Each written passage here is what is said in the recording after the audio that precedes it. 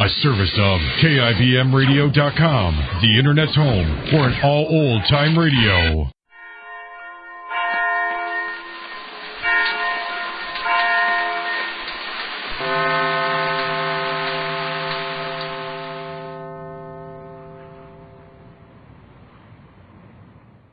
Kroger Tender Ray Beef, no other beef so fresh can be so tender, presents Hearts in Harmony, transcribed.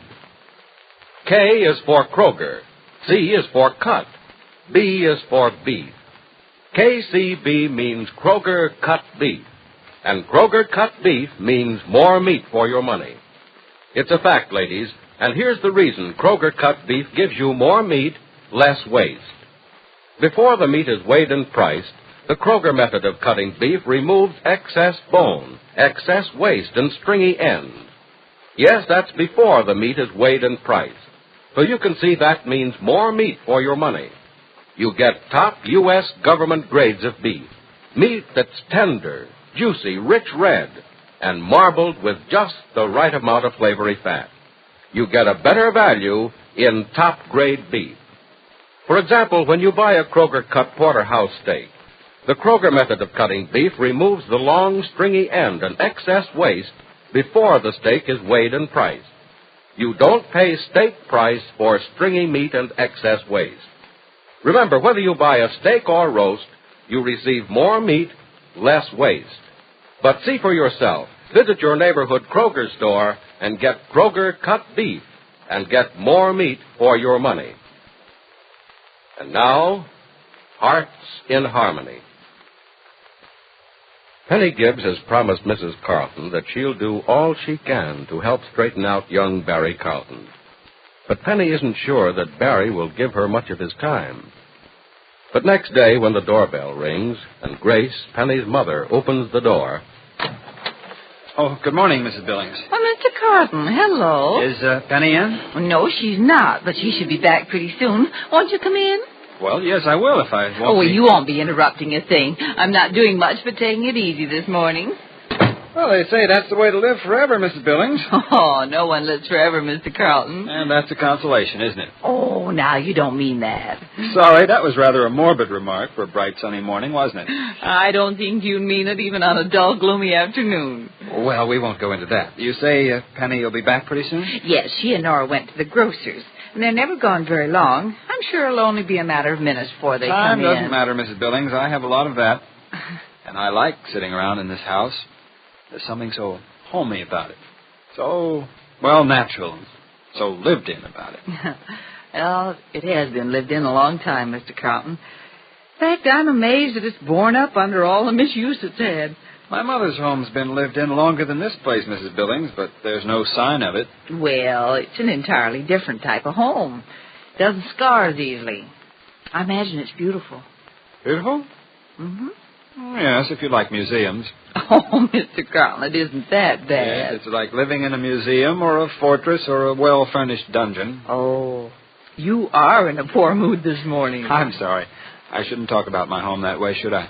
Thousands of people would give anything to live in it, I suppose. Oh, it's a lovely place from the outside. How can you tell? It's so far back from the road, and the wall around the grounds is so high. Well, I saw it once from Coverly Hill in the fall after the leaves were off the trees. Well, you didn't get a close look at it then, did you? Built of stone. Cold, hard stone, and that's the atmosphere inside. Cold and hard. Oh, but there I go complaining again. I seem to be doing a lot of it lately. Wish I knew why. Oh, it's probably just a passing mood, Mr. Carlton. Why don't you call me Barry? I really don't deserve the respect of anything more formal. Well, I'd be glad to call you Barry, but all right. You shouldn't be so self-effacing. I want to be. It's the only way I can keep myself cut down to size. Well, you have an almost unpleasant opinion of yourself, don't you? Yes, I think I should have. Well, I don't think you should, Barry. You'll have yourself believing the things you think before long. Oh, I believe them already, Mrs. Billings. I have the facts to back them up. Now, I'm sure you're... Grace. Oh, excuse me, Jed's calling. Grace. All right. I'm coming, Jed. Make yourself comfortable, Barry. I'll be down in just a moment. Don't rush, Mrs. Billings. I'm not afraid to be alone. Not yet, anyhow. What is it, Jed? Oh, there's nothing, Grace. I didn't know you had company. Well, I don't really. It's Barry Carlton. He's waiting for Penny. I'm sorry, Grace. Why didn't you just yell up to see what I wanted instead of climbing the stairs? Oh, it's all right, dear. Can I do something for you now I'm here? No, I don't think so. Except I would like to get out of this bed. Think you can help me into my wheelchair alone? Why, of course I can. Or I can get Barry up here to help me. Oh, no, don't do that, please. Jed, you shouldn't feel that way about it. Well, I can't help it, Grace. Guess I have more false pride than I thought. I don't like the other fellow to see me this way. Well, it's nothing to be ashamed of, dear. What's happened to you could happen to anybody. Yes, I know. I'm being foolish about it. It's just that, well, I'm not used to having people do things for me, and I can't stand the thought of strangers helping me. Well, I'm certainly no stranger. Here, let me help you into your wheelchair. No, you just hold the chair steady beside the bed. I think I can swing myself into it. Arms are good and strong, you know. Well, don't you want me to lift you a little? No, I can manage. A little more. Okay. A little more. Oh, Jed, please don't try to get in the chair this way. Let me go get Barry. No, I'm going to make it There. I did it, Grace. I did it. Jed, you mustn't ever do that again. It's frightening. Oh, it's good for me. I need the exercise. Want to lift my legs into the chair for me? That's the one part of me I can't do anything about, Chad. Yes, dear, of course. There. Are you comfortable now? Yes, good and comfortable. When I get well, I'm going to take the wheels off this thing and put it on legs. It's a good chair. You better put this blanket over you, darling. Well, guess I'm better at that. Now, here, I'll tuck it in for you. You handle the part down by my feet. All right. I can tuck it in up here. Yeah. Oh, Jed, you're almost out of breath. No, I'm not that. That was a little too much work all at once, though. I should have taken it in easy stages. Well, you're never going to get into this chair by yourself again. One of these days. One of these days, I'm going to get out of this chair and do a jig. Now, you go on down and keep Penny's friend company. Oh, I'm sure he won't miss talking with me. It's Penny he came to see. You had a long chat with him the other afternoon and again today, didn't you? Mm-hmm. Tell me, what's the boy like? Oh, he's very interesting, Jed. He has very strange ideas in some matters, but he's mild about them. I rather like him. I think you would, too. Would you like to have me call him and have him come up? Oh, I don't think he'd want to talk to me. Oh, no? Well, I think he'd love to. I'm going to call him. Grace, do you think you should? I think you ought to meet him, and I think he ought to meet you. Well, I would like to see him. Then you will. Oh, Barry! Barry! Yes, Miss Billings. Barry, would you come upstairs? I'd like you to meet Mr. Billings. Well, I'd like to, Miss Billings. But isn't he too ill for company? Strangers, I mean? Oh, not at all. You're really not a stranger to him. He's heard a lot about you. Come on up. Well, you say it's all right. It's all right. I'd Sure. like to meet Mr. Billings, too. I've heard a lot about him. Well, then it's certainly time you met him. Come on, right in here. Why, this is a big house. Much bigger on the inside than it looks from the outside. Well, you don't know how big it is until you start to clean it. There we are. Jed, this is Barry Carlton. Barry, my husband. Come in, son. Thank you. Sorry I can't offer you a wheelchair, but we have only one, and I'm keeping that for myself. But I think you'll be comfortable on the window seat there. Thank you. I'm sure I will. Grace, aren't you going to stay with us? Well, I have to tend to something in the kitchen, dear. I think you two will get along without me for a while. Man could always get along without women. Oh, is that so? Well, I'd just like to see you try. Wouldn't this be some world, son, if it were populated with nothing but men? Yes, it's a woman's world, I guess. Oh, I don't think so. Seems to me it's about 50-50. Half good and half bad, too. Yes, and with the 50% good, all because of the women. Oh? Women got men out of caves into houses. Women got men out of poor houses and into better ones. Yes, but it took men to build the homes. Yes, but why'd they go to the trouble? To please the women, to show off for women, to win women. All the comforts of life, all the niceties of living were invented by a boy who wanted to impress his girl or a man who wanted to give his wife something to make her happy. A man is satisfied with nothing. A man will live in a dark and dirty attic room and be happy. But when a woman gets hold of him, he wants to build a castle. Not for himself, but for her. Well, I guess a world of men would be a world of cave dwellers then, wouldn't it? Or worse. Oh, man's not much. It's a woman who makes him what he is. And it's his love for a woman and his desire to show her his love for her that makes him improve his world. Now, wait. Did Edison invent the electric light for a woman? Did Morse invent the telegraph for a woman? Or did Bell work years to perfect the telephone for a woman? I don't know. But those men were the products of a woman's world, searching for a way to make life and living more comfortable. I think you'll find a woman back of almost everything that's good. And nothing that's bad? Well, of course, there are exceptions to every rule, son. Why do you think your father made millions of dollars? Because he wanted to make those millions? No. It was so he could give your mother everything she wanted. He didn't, though. She wanted a son who'd amount to something, and she got me. You don't think much of yourself, Mr. Carlton. Oh, Barry now, if you please. Well, Barry, then. All right. No, I've never done anything to be proud of. Well, you know why?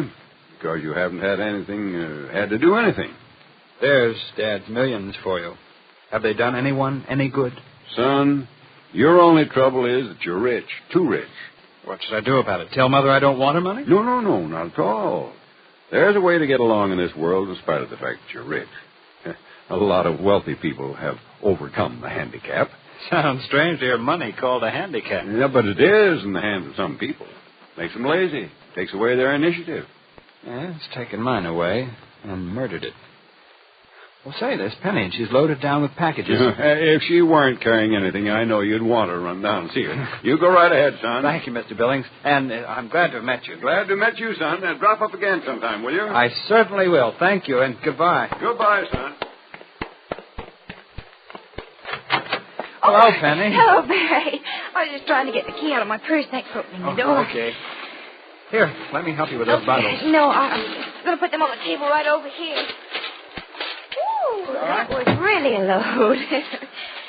Well, it's kind of a surprise to find you here. Well, I wish I'd been here sooner. If I had, I could have gone to the store with you and helped you with those packages. You know, I have my car. Oh, is that your car out front? Yeah. It's not mine, though. It's one of Mother's. Oh, Mine's being washed. Well, and no wonder I didn't recognize it. I thought that you'd gone to the store with Nora. What happened to her? Well, I did go to the store with Nora, but I sent her downtown on an errand. Oh, let's sit down. I'm exhausted. All right. It's a long walk from the square when you're loaded down. Well, say, you have a car, don't you? Yeah, but something's the matter with it. It's in the garage. Oh, I see. Well, now, look. If there's any place that you need to go today... Thanks, Barry, but I'm home for the day right now. And what about the evening? The evening? Mm-hmm. Oh, I think I'll rest. Oh, look, you couldn't rest a little this afternoon and then, well, let me take you out tonight, could you? No, Barry, really, I should. Oh, come on. I won't keep you out too late, I promise. I'll call for you at 8:30. Now, is it a date? Well, all right, Barry, at 8:30. It's a date. Is Penny's promise to Mrs. Carlton to spend time with Barry going to be this easy? And is Barry showing more than a casual interest in Penny? Be sure to listen to the next dramatic episode of Hearts in Harmony. KCB. KCB. KCB means Kroger cut beef. And Kroger cut beef means more meat for your money. Yes, Kroger cut beef gives you more meat, less waste. Because before the meat is weighed and priced, the Kroger method of cutting beef removes excess bone, excess waste, and stringy ends. In buying Kroger cut rib roast, for example, you don't pay rib roast price for excess bone and waste. The chine bone is trimmed, the waste and short rib end removed, giving you top U.S. government grades of beef that's tender, juicy, rich red, and marbled with just the right amount of flavory fat. And before the meat is weighed and priced, the Kroger method of cutting beef removes excess bone, waste, and stringy ends. Remember, whether you buy a steak or roast, Kroger cut beef gives you more meat for your money. But mind you, you can get Kroger cut beef only at your neighborhood Kroger store. So go there as soon as you can. Step up to the meat counter and ask the Kroger meat man for Kroger cut beef. You'll get delicious and juicy and tender beef. And you'll get more meat, less waste. That means you get more meat for your money at your Kroger store. Listen in again tomorrow, same time, same station, for another thrilling transcribed chapter of Hearts in Harmony. In just a moment, X-1. But first, here's an important date to remember. It's this Sunday when the highly acclaimed program On the Line with Bob Considine premieres on NBC Radio. Behind each news event is a human interest story. And beginning Sunday, you can hear these fascinating sidelights with commentator Bob Considine. You'll also meet the important people who make the headlines, people from the government, labor, and management, or perhaps someone in your own hometown today. The latest news becomes more meaningful when you understand the human interest. So make a day to hear On the Line with Bob Considine. Now stay tuned for X-1 on NBC. Countdown for blast off. X-5, 4, 3, 2, X-1, fire.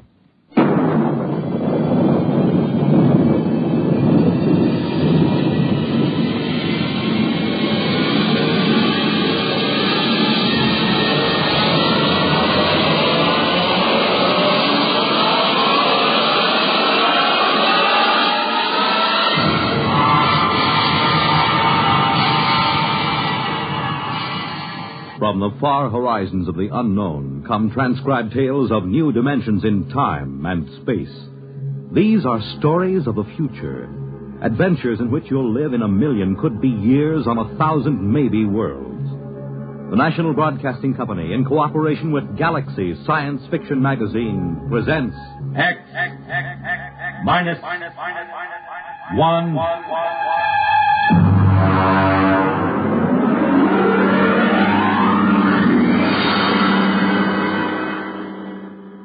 Tonight, The Old Die Rich by H.L. Gold. The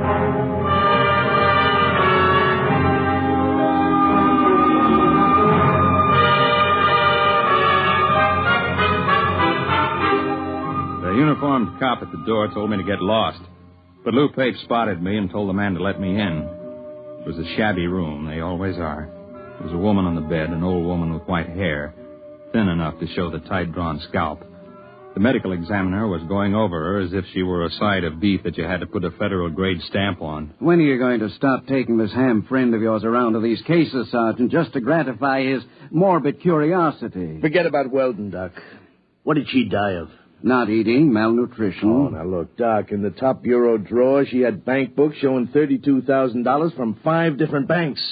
Now, she had the price of a meal. Malnutrition induced by senile psychosis. They starve because they're less afraid of death than digging into their savings. I don't know, Doc. It doesn't feel right to me. Listen, Weldon, just because you get up on a stage or on some half-baked television show and make believe you're 70 years old doesn't qualify you as an expert on gerontology. Maybe not, Doc.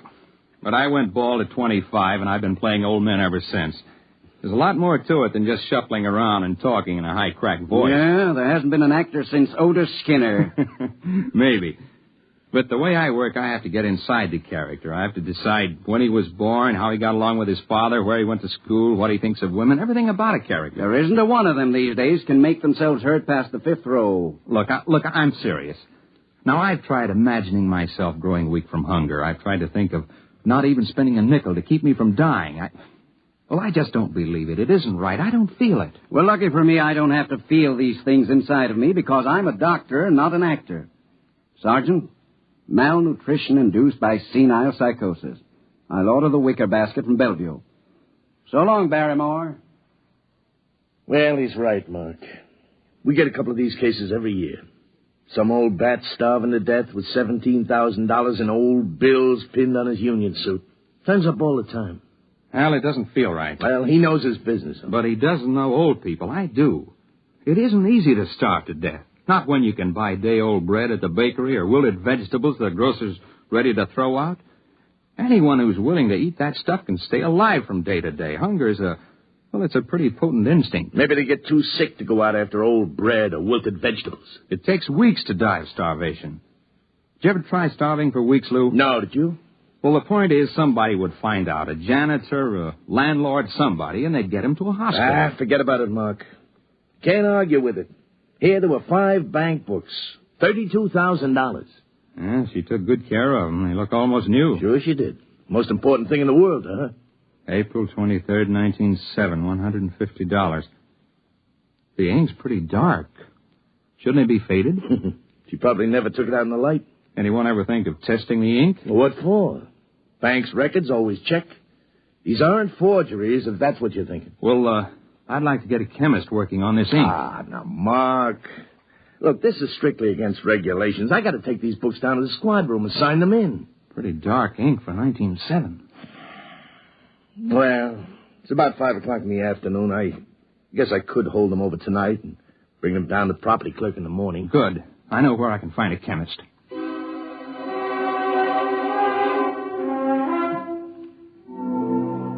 Mr. Weldon, there's no doubt of it. The ink sample is typical of inks used 50 years ago. 1907 would be about right. There, you see, Weldon? I was supposed to go to the Trotters tonight. But according to the amount of oxidation, it's fresh enough to be only a few months old. There, I was right. Well, couldn't that be the result of unusually careful handling, though? No, yes, I suppose it could. An airtight compartment, perhaps, sealed with one of the inert gases or a vacuum. That might account for the lack of normal aging. Lou, you can't keep inert gases in a top bureau drawer in a fourth-floor walk-up. Yeah. Well, it's probably some simple explanation. For fresh ink, half a century old.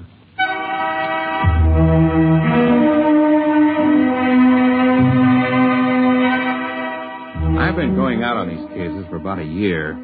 It's my specialty, playing old people, and when I'm not working television or something on Broadway, I go down to the homes for the aged or the parks or just watch.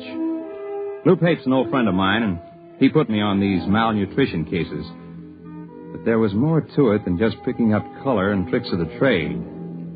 There had to be a better reason for it. You can't just starve to death with upwards of $30,000 right at your fingertips. Not without at least buying a bowl of soup. I had a run of television that kept me busy for about a month. Then Lou Pape called me up and asked me to come down to Bellevue. I'll autopsy if you want it, Sergeant, but I can give you the cause of death right now. Malnutrition due to senile psychosis. What's up, Lou? Well, Mark, an old guy was found wandering around down on Hester Street. Suffering from malnutrition. He had $17,000 in cash inside the lining of his jacket. Is he alive? No, not now he isn't. Doc's got him in the room there, but he was stumbling around when the cop on the beat picked him up. Did he say anything? Well, he talked to the cop. Pretty smart young kid. Seems the old man kept talking about money and about his wife. She must have been dead 20 years. And then, just before he went out completely, he did say something. Maybe 3 or 4 times. Well, what was it? El Greco. You mean the artist? Well, that's what Stankiewicz said. He's the officer who picked him up. Said he remembered he'd heard the name on that television quiz program. You know, the jockey who's the art expert. El Greco. Probably some Greek restaurant where he was bumming his meals. Are you sure you want an autopsy, Sergeant? It's late. I won't get to it till tomorrow. All right, take your time, Doc. There's something else, isn't there, Lou? Well, maybe, Mark. We found the old guy's room, and there was an ad thumbtacked over the sink. Nothing too unusual. Yeah? Here it is. Men and women wanted, light work suitable for old people. No references required. Well, I checked it with the lieutenant. He says to forget it. He says it figures for an old guy to be interested in an ad like that. An old guy with $17,000 in cash? Yeah. Well, I didn't figure I'd argue with the lieutenant. You mind if I keep it? No, go ahead.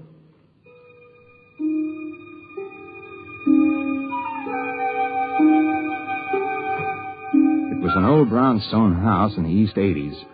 I got in line with the rest of the applicants. My face was lined with collodion wrinkles, and I wore an antique shiny suit and run-down shoes. It was a good makeup job. I looked more authentic than the rest of the old-timers who were waiting for the interview. I finally came up to where a woman was asking the questions. Name? Kernet. Louis Kernet. Kernet. Mm-hmm. Address? Well, I don't exactly have a place. I've been staying with a fellow down on 12th Street, a friend of mine. I met him in the cafeteria. Mm-hmm. Previous occupation? Well, I worked at a lot of things. Used to be a printer way back. I could hand set... Do you have any references? Well... Family? No, ma'am. I haven't got any family. I had a cousin in Salt Lake City, but I haven't seen him in 30 years or more. The ad said you didn't need no references. Well, that's right. Now, will you wait in the other room? Yes, ma'am. Do I get the job, ma'am? Just wait in the other room.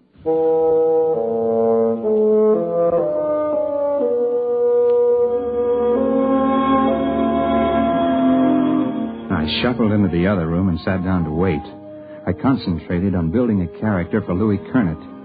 If I was going to carry this through, I was going to have to play a better performance than I'd ever given before. About half an hour, a young woman came into the room. I'd planned to be dozing the way an old man would, and so my eyes were closed when I heard the door close. When I opened them, I was looking into the barrel of a .38 revolver. Are you awake now, Mr. Weldon? Huh? Ma'am? I don't think you need to carry on anymore. If you need any further convincing, you are Mark Weldon. You're about 40 years old, and you played this same character on television about 6 weeks ago. You played it fairly well. Thank you. Would you mind putting down that gun? Yes. Why did you apply for this position, Mr. Weldon? You're not old. Not really. Well, as a matter of fact, it was a bet. I was having an argument about the method with an actor who trained at the Old Vic. I bet him that I could get by off the stage. Yeah, well, don't bother. You've been very busy recently trying to find out why senile psychotics starve themselves to death. How did you know that? Well, I happen to know that you've been present at several police investigations into these cases, and you're a good friend of Sergeant Lou Pate. Well, you know a great deal more about me than I do about you. Well, I would be glad to enlighten you. My name is May Roberts. I'm the daughter of the late Dr. Anthony Roberts, the physicist, who was dismissed from the Brookhaven Atomic Energy Laboratory 5 years ago. I assume you're connected with these starvation cases, or you wouldn't have known I was investigating them. Well, that's obvious, isn't it? I'm not afraid of professional detectives, Mr. Weldon. They deal only with facts. I don't like amateurs. They guess too much. They don't stick to reality. Consequently, they're likely to get too close to the truth. Unfortunately, Miss Roberts, I'm nowhere near the truth. I haven't the slightest idea how you're tied in with those starvation Well, deaths. I intend to show you, Mr. Weldon. I'm happy to announce that you have the job. Now, look... Don't move, Mr. Weldon. Oh, incidentally, about 15 minutes ago, I called Sergeant Pate and told him I was your sister just in from Pittsburgh. I wanted to get in touch with you very badly, and Sergeant Pate was very sorry. He wished he could help me, but he didn't have the slightest idea where you were. All right, Mr. Weldon. Right ahead of you, please. Through that door.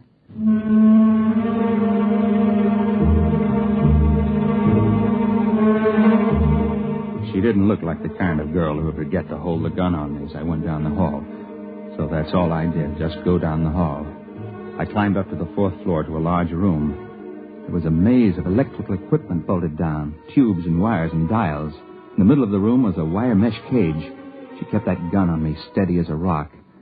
She began to set readings on the dials and flip switches on the control panel. It'll take about 5 minutes for the field to build up, Mr. Weldon. Please get in the cathode area. You mean that wire cage? Go ahead. All right. Now, I wouldn't advise moving now, Mr. Weldon. The wire carries some 10,000 volts. Now, look, Miss Mr. Roberts. Weldon, you're curious, and you could turn out to be a great nuisance to me. As long as you've come this far, we might as well both benefit by it. Benefits? You'll find a suit of clothes on the floor there. Put it on. But after all... Put it on.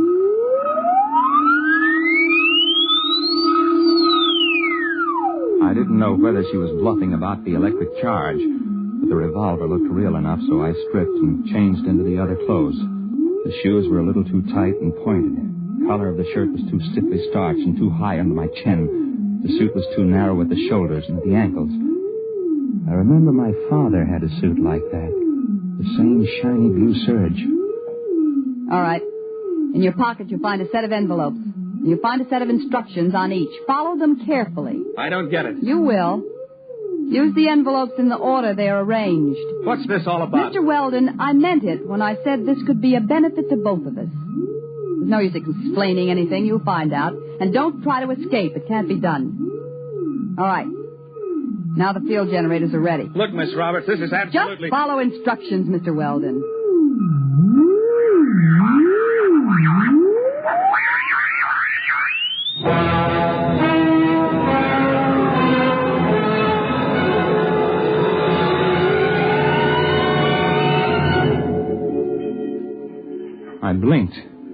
was standing outside a bank on a sunny day in spring. I stared at the people passing by.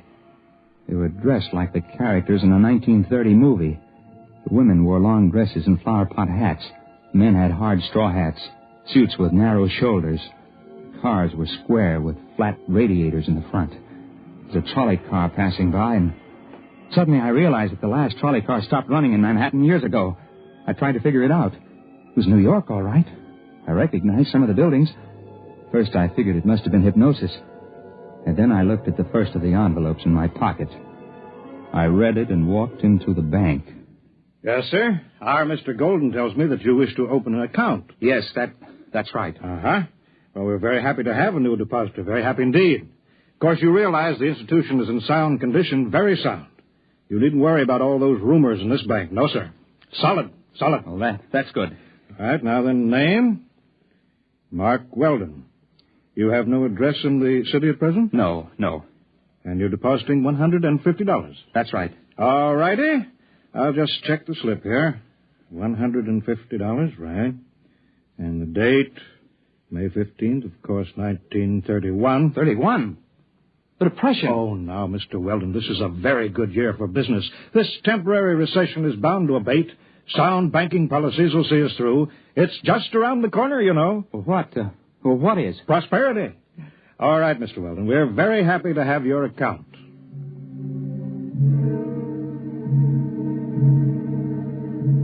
I went outside the bank, and I stood there in the spring sunlight and let the terror soak into me.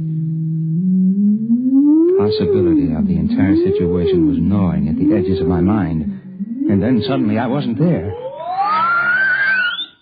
It was as fast as blinking. I was outside another bank in the same city. The date on the next envelope was May 29th, and it was still 1931. I made a $75 deposit there, and then $100 at another place a few days later, spending a few minutes each time and going ahead anywhere from a couple of days to almost a month. In 1934, I found myself inside a broker's office. Very well, Mr. Weldon. As I understand it, you are buying this stock for a Dr. Anthony Roberts. That's right. I assume the stock will be in his name? That's right. I'm just acting as agent. I follow instructions. Of course. Well, are you sure I can't convince you that you're making a big mistake? No, these are my instructions. Well, now, Mr. Weldon, we are a reputable brokerage house, and, well, frankly, I feel quite shaky about putting our clients' money into this kind of security. There's no future in it. It's a rare metal for which there is very little use for industrial purposes, and, however, if your client is adamant. I have my instructions. Very well, then. In the name of Dr. Anthony Roberts, 100 shares of Montana uranium. Most unwise.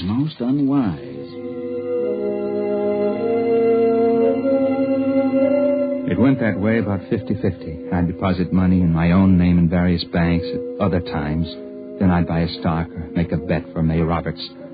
On June 21st, 1932, I bet Jack Sharkey to take the heavyweight title away from Max Schmeling. There was Singing Wood in 1933 at Belmont Park and Max Bayer over Primo Carnera. I went on skipping through the years, touching here and there for a few minutes to an hour at a time. It was in early October 1938, about 5 hours after I'd left May Roberts' house, before I realized what she had me doing. It was making deposits and winning sure bets, just as those senile psychotics had done. The ink on their bank book seemed fresh because it was fresh. Wasn't given a chance to oxidize. The rate I was going, I'd be back at my own time in a few hours with $15,000 compound interest in cash. But those old people had died of starvation somehow with all that cash in banks. I didn't know how it happened or why. But suddenly it occurred to me that I didn't want to be found dead in my hotel room. So rather than make the deposit in 1938, I grabbed a cab and told the driver to step on it. I got a mile away from the bank, and then the cab suddenly disappeared. Found myself in front of a counter at a lunchroom. The envelope instructed me to make a bet on the World Series. There wasn't any way to get out of the range of the machine. It picked me up at least 5 miles away from where I was supposed to be. Came back a week later to get my winnings. I was hungry, so I got myself a hamburger and went out the door. When I hit the sidewalk, it happened again.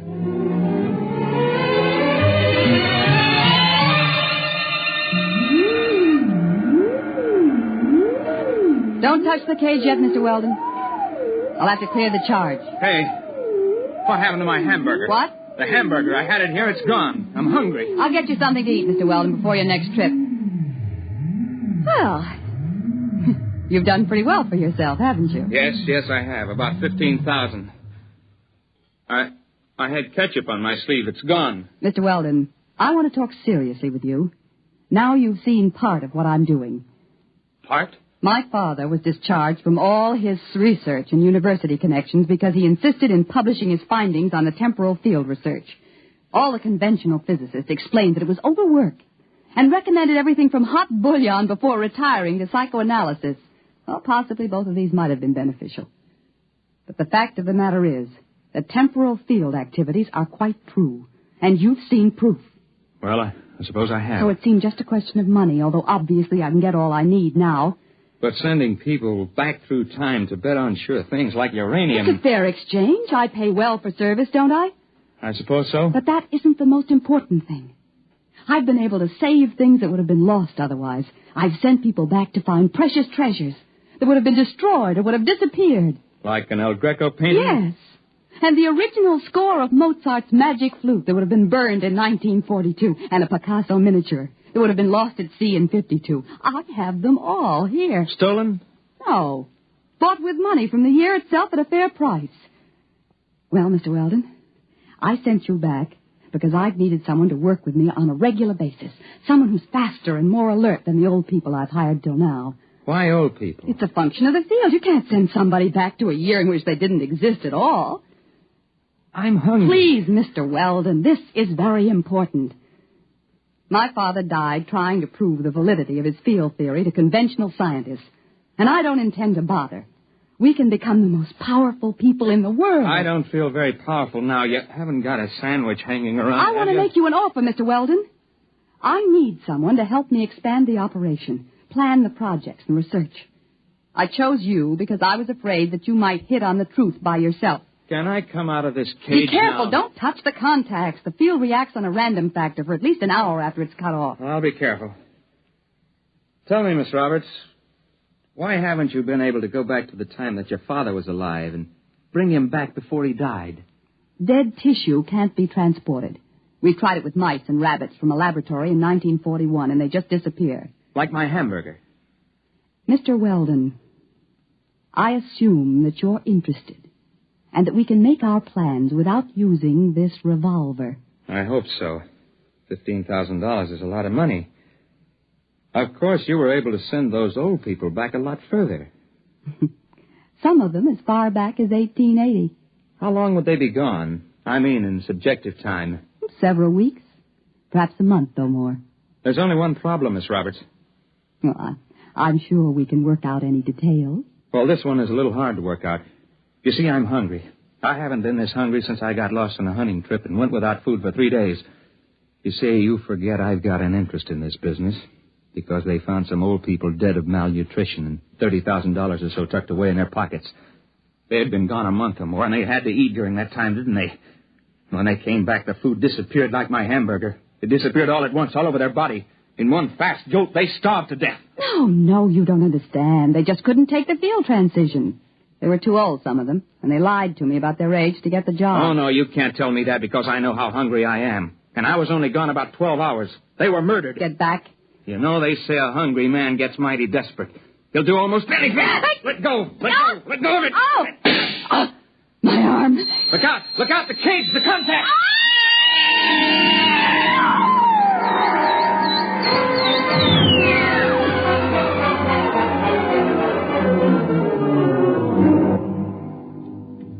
She fell into that cage and disappeared before she hit the ground. I didn't know what happened. I know she said the field worked in a random factor, whatever that meant. I called Lou Pate, and he came to the house just after the fire started. Something went in the control panel, and it turned out to be a 4-alarm fire before they got it under control. There was nothing left of the machine. There wasn't much left of the brownstone house. Lou didn't believe the story I told him. You mean there won't be any more of them? No more senile psychotics starving to death with a bankroll in their hip pocket? No, I told you, Lou. Come on now, Mark. We get plenty more. We always have. No, I'll bet you won't. I'll bet you $1 there won't be another case like that. I'll take that bet.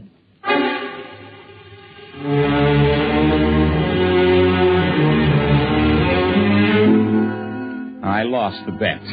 There was one more case, and perhaps it was the strangest one. A woman was found wandering in Bryant Park just before she died of acute starvation. One strange thing was she was young, not more than 30.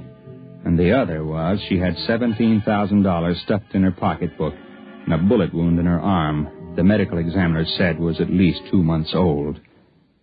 I guess that's what she meant by the random factor.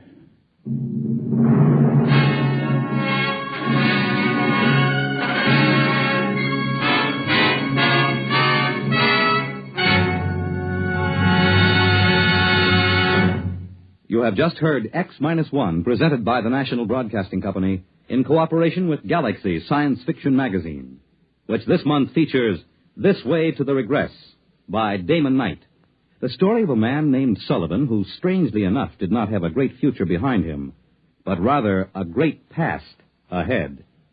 Galaxy Magazine on your newsstand today. In a moment, tonight's cast and a preview of next week's exciting drama. Farmers know they can't stop storms, floods, or droughts from ruining a crop. But they can make sure things like that can't ruin them by investing in United States savings bonds. Not only farmers, but over 40 million Americans in all sorts of jobs own 40 billions of savings bonds. And why? Because savings bonds are the easy way to start saving and to keep saving. And the money you invest in savings bonds mean protection now and ready cash when you need it in the future. Improving the farm, sending the youngsters to college, or planning your own retirement. These are the big things you can be ready for with savings bonds.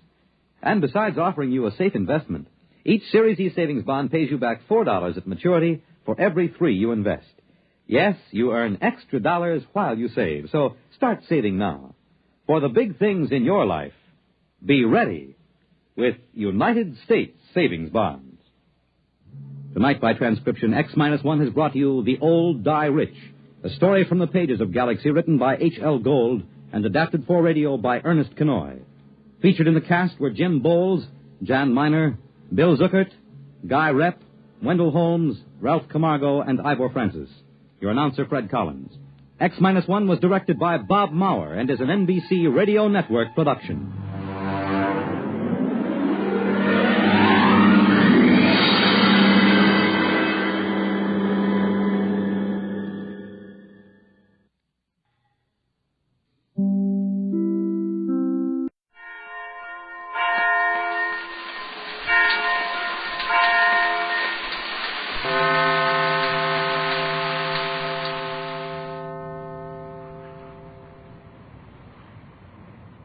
In just a moment, X-1, but first... A familiar theme that introduces some of the sweetest music this side of heaven, the music of Guy Lombardo and his Royal Canadians. And beginning Monday, July 30th, NBC Bandstand brings you live 2 full hours of your favorite tunes by Guy Lombardo, Tommy Dorsey, plus wonderful arrangements by Freddie Martin and Wayne King. It's 4 top bands in person, joined by sparkling personalities like Burt Parks and Johnny Mercer, your Mr. Music. Remember, July 30th for the premiere of NBC Bandstand. And now stay tuned for X-1 on NBC.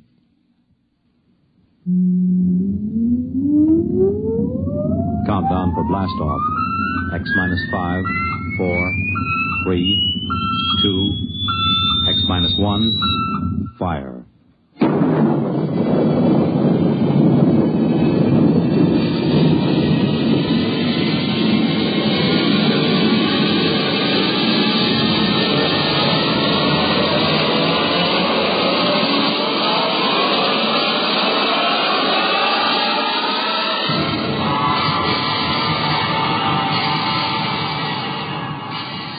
From the far horizons of the unknown come transcribed tales of new dimensions in time and space.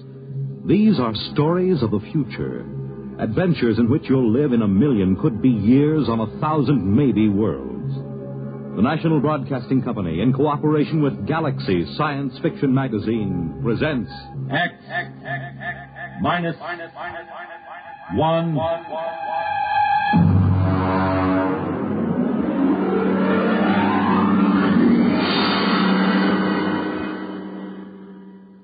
Tonight, The Stars Are The Styx by Theodore Sturgeon.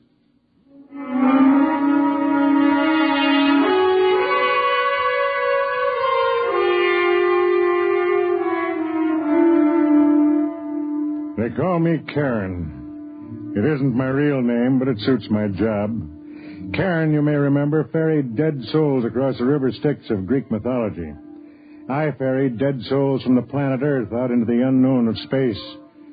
My little satellite station is known as Curbstone. I've been here for 20 years. Yes? Karen? Oh, Tween. What is it? There's a ship landing from Earth. Is it the regular shuttle? Yes. Okay, we'll check the candidates as soon as they're in. I'll fill out the reports for you. Thank you. Oh, Tween. Yes? Close the door a minute, will you? I want to talk to you. Yes. How long have you been here on Curbstone? Oh, I don't know. I think 2 years. Approximately. And you've been helping me here in the office for almost a year and a half. Have you thought about going back to Earth? Well, yes, I thought about it. And? Well, I couldn't. I'd rather die. I just don't seem to belong there. You'd rather stay here and wait? Yes. Even though you may never become certified for space? One day it will happen. Perhaps. I almost hope it won't. Oh, don't say that. Well, the shuttle should be coming in soon. Maybe this trip there'll be somebody aboard for you. I have a feeling there will be.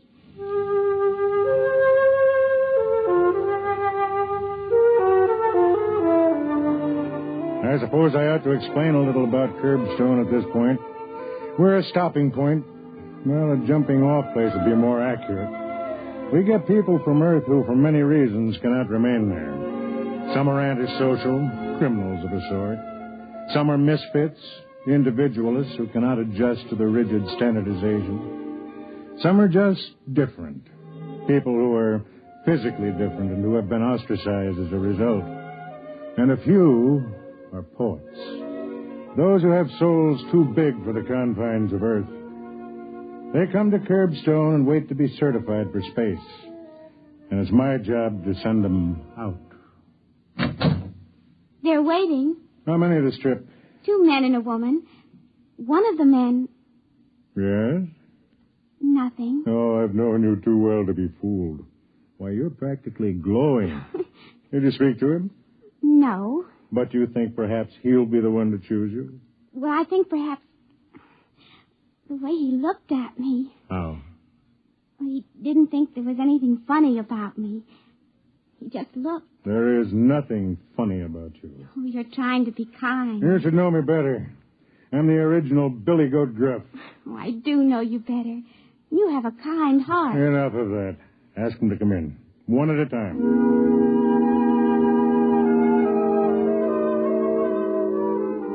I watched her walk to the door, and I thought she was beautiful. She was, but not in a way acceptable to the eugenics department back on Earth. Tween was an albino. She had silver skin and hair, and ruby-colored eyes. If I hadn't been such an old, fat fool. This way, please. Thank you. This is the senior release officer. He'll check you in. Thank you, miss. Your name, please. Well, don't you know it? No, I'm afraid I... Judd! Good Lord. Hello, friend. Judson, after all these years. I understand they call you Karen. Yes. Good, I'll call you Karen. Well, what in the name of misery brings you to Curbstone? Oh, I'm a candidate. But you, of all people, you had a good position and enough money. You didn't get into trouble, did you? Oh, the sort. Of what sort? When I was your student at the university many years ago, you taught me to enjoy my individuality. Huh. I tried to teach my students the same thing. The authorities wouldn't stand for it. I see. So I decided to take my chances in space. Are you aware of the risk? Well, not fully, or I probably wouldn't be here. Well, then let me acquaint you with the procedure here on Curbstone. Look out that window. What do you see? It looks like a spaceship on a launching platform. Exactly. That ship is aimed at the outer galaxies. It has enough fuel to reach its destination and land, but not enough to come back. I see. The people who come here to Curbstone have to be certified before they can take off in one of those ships. Well, how does one go about being certified? There are 3 requirements. You must pass a physical examination and a mental examination. And the third? You must find an agreeable partner for the trip. A partner? A partner of the opposite sex who is willing to share her life, or death, with you from now until eternity. That could be rather difficult. When the Earth authorities agreed to Operation Curbstone, it was decided that it would be a method of colonizing the outer galaxies with Earth people. Therefore, these ships are built to carry 2 people. I see. Well, suppose I choose somebody and she doesn't want me. You wait. Just suppose I pass the physical and the mental test, and I even find a partner. Suppose we get into the ship and are launched into space. What are our chances? Come here. This board shows a light for each ship that is en route in space. There, you see that one? That's a couple named Fort and Mary Ellen. They went out together last week, headed for the Deneb systems. As long as the light shows, they're all right. They haven't been destroyed by radiation or piled up on some asteroid or gotten into a time warp. We know from our years of launching couples here on Curbstone that 46% of them never make it. And of those that make it? We don't know. They have the equipment for survival, of course, but who knows what they'll meet on some strange planet. And still they go out, huh? Still they go out. When do I take the examinations? Well, you can start tomorrow if you like. I'd like to talk over old times with you right now, but I have to check the other 2 passengers you came up with. Certainly. Tween, would you come in, please? Tween assists me here. She, too, is waiting to find a partner for the trip. Yes? Tween, this is Judson. Judson's an old friend. He was a student of mine many years ago. Very happy to meet you. Yes, I know you are. Tween, tell the others to come in, please. Yes, sir. A remarkable girl. Remarkable looking, at any rate. Well, Tween will tell you where your quarters are. I hope we'll talk soon. Well, I hope so. Oh, by the way, that light on the board, Fort and Mary Ellen? What about it? Well, it just went out.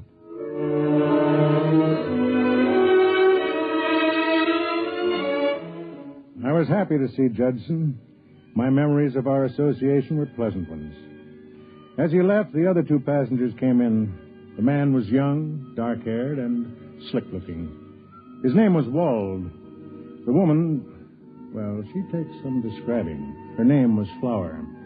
Her voice was like a cello, and her figure was a walking demand for the revival of the now extinct profession of Peeping Tom. Let me be honest, I didn't like either of them. That takes care of your documents. How long will it take us to be certified? Well, that depends. If you pass your test, it can happen in a week.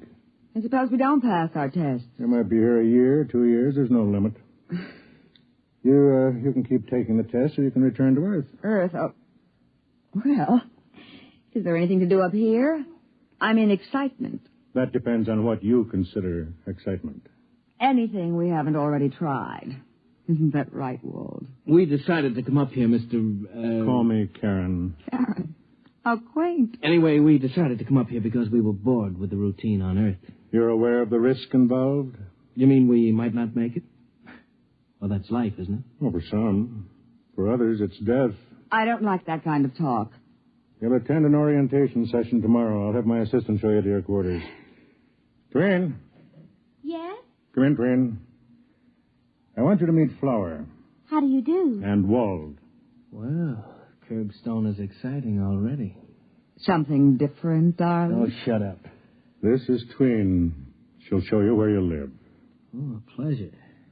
A distinct pleasure.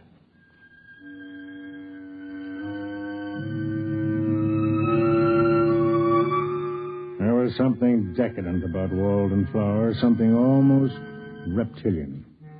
I couldn't believe that these 2 would ever step into a ship and risk the trip to space. Of course, I could be wrong. Boredom drives people to risk many things. At the section the next day, I watched my 3 new arrivals. When it was over, I stood talking to Judson. Well, still want to go out? Yes, You got a companion yet? Oh, yes. Really? Well, you haven't met anybody yet. I've met the person I'd like to go with. Mind if I ask who? Your assistant, Tween. You don't disappoint me, Jed. I fell in love with her the first time I met her, too. I haven't even talked to her yet, except to say hello and where's the commissary, but there's a quality about her like, well... Like a cool breeze on a hot summer's day. Well, you are smitten. At my age, I can afford to be romantic. Oh, excuse me, am I interrupting? Not at all.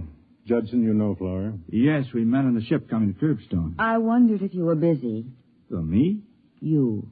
Well, not really. No. Good. Then you can take me down to the recreation room for some methyl caffeine. Well, I don't use it. That doesn't mean you can't take me. Well, you're Mr. Wald. Wald and I are just very good friends. Besides, he's busy right now. He's being shown around the satellite by this gentleman's assistant. Tween? That's her name. The peculiar one. Coming, Judson? I guess so. You excuse us? Certainly.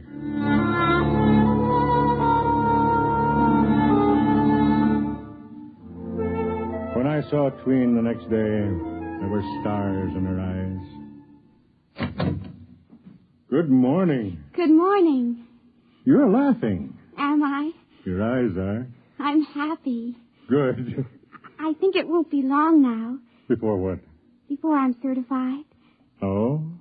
I've met someone who really likes me. I see. Can you guess? No, who is it? Well, you know the dark-haired young man who came in yesterday with your friend Judson? Wald? Mm-hmm. We went down to the ship together, and he asked a lot of questions about it, and then we started to talk about us. He says he's wasted his whole life flitting from one diversion to another. Really? Now he says he's looking for something with some meaning. You like him? He isn't afraid of me. He doesn't see anything wrong with my being different. I thought he was with Flower. Oh, he says he and Flower travel together because of habit. They're both bored and looking for something. Or someone. Well, as long as it makes you happy. He kissed me. Do you know that no man has ever kissed me like that? You enjoyed it? Oh, yes. Did he say anything about going out into space with you? He said he could think of no one he'd rather go with. And when is he going to sign the certification? Well, he felt we ought to get to know each other better. For a while, anyway. He's right, don't you think? Yes, I think it would be better. Karen. Yes? I love you very much. Why did you say that? Well, because it's true. I mean, there's something so kind and understanding about you. Don't let it fool you. Underneath, I'm the same as anybody else. No, I don't believe it. Why, they picked you for this job because you have such compassion. You could never hate. Could you? I don't know. I never have, but now I don't know. That's because you're in love. You can't love really unless you can hate. I don't believe that. Oh, I just invented it to sound as if I knew the answers. Come on, I'll buy you a drink to celebrate the big event.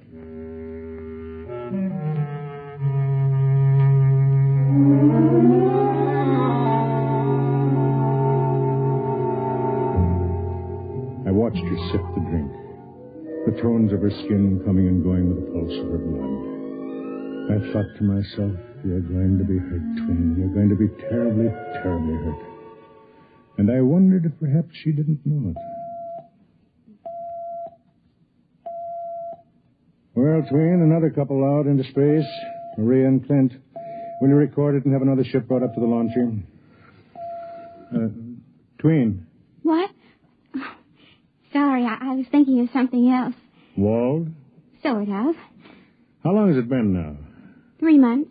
Long time, huh? Well, he wants to be sure. And you? Are you sure? Oh, yes. Nothing to do but wait, then. I have to go over to the hull division. Will you take over? Yes.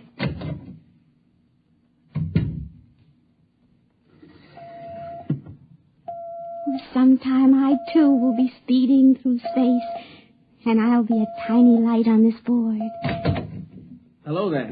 You mind if I come in? Oh, not at all. Where's Fatso? Karen? Oh, he isn't that fat. Well, he's fat enough. Where is he? He went over to the Hull Division. This is a nice layout. Did you come to see me or the layout? You know I came to see you. Matter of fact, I wanted to talk to you about something. Well? The party tonight at the rec center. Well, what about it? We're going, aren't we? I can't make it. Was something wrong? I'm meeting somebody else. Oh. Flower. I see. Oh, come on, now don't look so hurt. Flower and I have bummed around together for years. Well, I thought she and Judson... Oh, don't be ridiculous. Well, they spend all their time together. Oh, you don't know Flower. She likes to experience new things. When they get to be old, she tosses them away. All except me. And you? Do you like to experience new things and toss them away? Look, I'm sorry, Tween, but it's just the way I am. Like Flower. Like Flower. We're two of a kind. Would you do me a favor? Why not? Make it a clean break. Don't try to see me again or tell me any more lies, even though I want to hear them. Okay. And thanks. Thanks. For these 3 months, even though they've been make-believe. At least I've had them. Well, I'll see you around. Yeah. I'll see you around.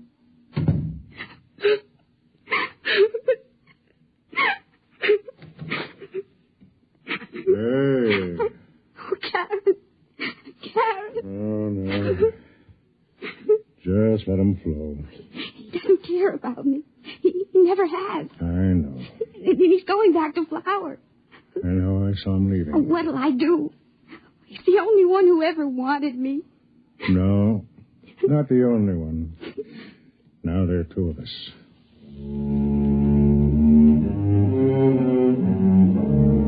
The question that kept going through my mind was, what next?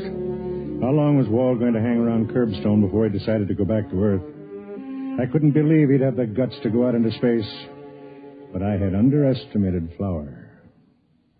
Well, the prodigal returns. Don't make funny remarks. Tell me, darling, what brings you to my room at this late hour? Could it be that you miss me? Or has little Miss Tween given you the heave? Shut up and give me a drink. And don't act so self-righteous. You've been having your fling with this Judson character. My. Jealous, too. Oh. I thought you and I agreed a long time ago we'd never make any claims on each other. That was a long time ago. Frankly, I'm getting bored with this satellite. Let's go back to Earth.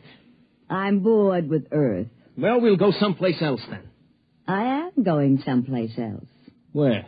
Out. Space. Oh, come on now, don't be ridiculous. Oh, I am not being ridiculous. Do you know that only 46% arrive? And if you get there, heaven only knows what kind of monsters or poison atmospheres get you. I know, but there's a certain thrill in the risking. Oh, and when did you start feeling poetic? Since I started talking to Judson. Listen, Flower, don't try to trick me. I know you too well. You're 100% too selfish to risk your pretty skin for some poetic feeling. Well, listen to me. You and I have been together for years. We're very much alike. Now I'm telling you that I intend to go out. I want you to sign my certification and come with me. You're mad. No. I think maybe if we get away from everything out there, we'll find each other. Oh. We'll have a chance to love and be decent like ordinary human beings. Oh, well, don't you see? We've been destroying ourselves for years. We're getting older now. Please try to see it. A clean start, a new life, huh? Well? This fella Judson has really been filling your ear, hasn't he? He's a kind person. He doesn't think I'm worthless. You kill me, girl. Walt, will you come with me? No.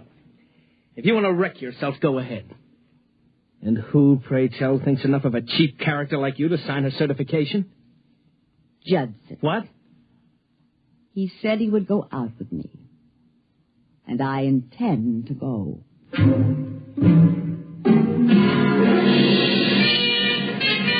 I certified Judson and Flower that same evening. They were going to leave at midnight. I was working late. Come in. Well, Flower, I thought you and Judson... We're not going. At least, I'm not. Oh? Judson decided he didn't want me along. He did? Here. He left this note for me. The story of my life. Nice girl, but who wants to marry anybody like that? Let me see. I'm going alone. Don't try to stop me. It wouldn't work. I'd always look down on you, Judson. It doesn't sound like him. Sounds like every man I've ever known. Except Wald. Wald doesn't judge me. Except Wald? Where's Judson now? Locked in the ship. He's leaving at midnight. 3 minutes. Listen, you wait here. Where are you going? See if I can reach that ship before it's too late.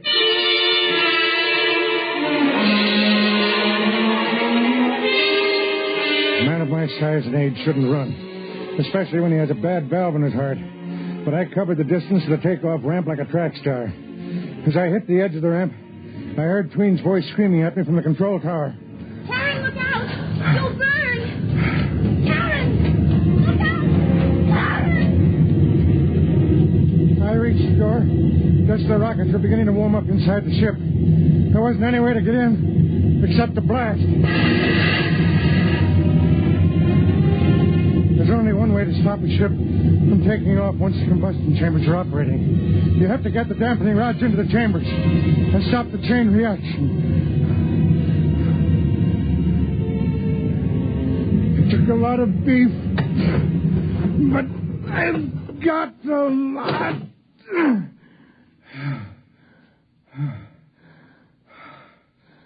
I looked around the control room of the ship. Judson was strapped into the pilot's chair. The controls were preset for automatic takeoff. I went over to him. He was dead. His head cracked like an eggshell.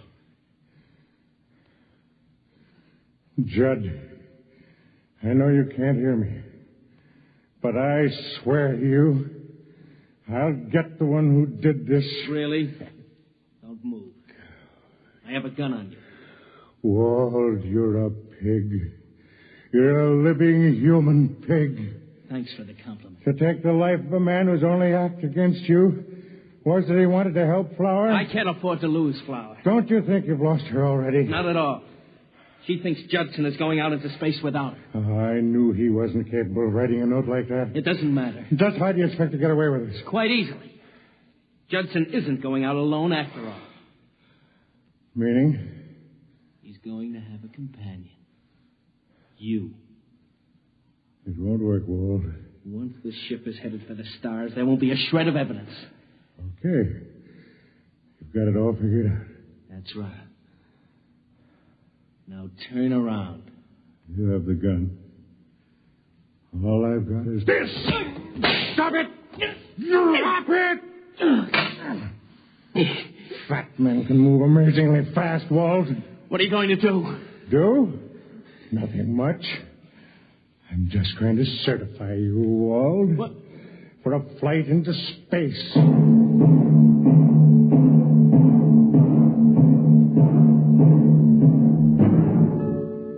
There are things you can do to a man if you know enough physiology. Pressures on the nerve system that can immobilize him for hours. I did them to Wald. Then I set the controls of the ship again and went out.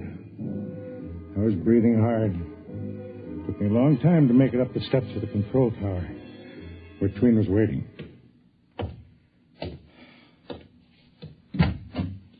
Karen. Oh, Karen, I was so worried. I thought you'd be burned. And then when Wall went I'm in... okay. Just let me sit down a minute. What happened? Nothing much. I had to stop Judson from leaving alone, that's all. But why?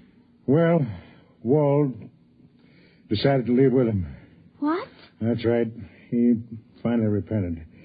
He knew that if he stayed around, he'd just make you unhappy again. So he asked me to stop Judson until he could join him. You mean he did... Any second now. There go the engines. He had a spark of decency in him after all. I knew it. Yes. In a way, he's Sort of hero. The ship is trembling now. There they go.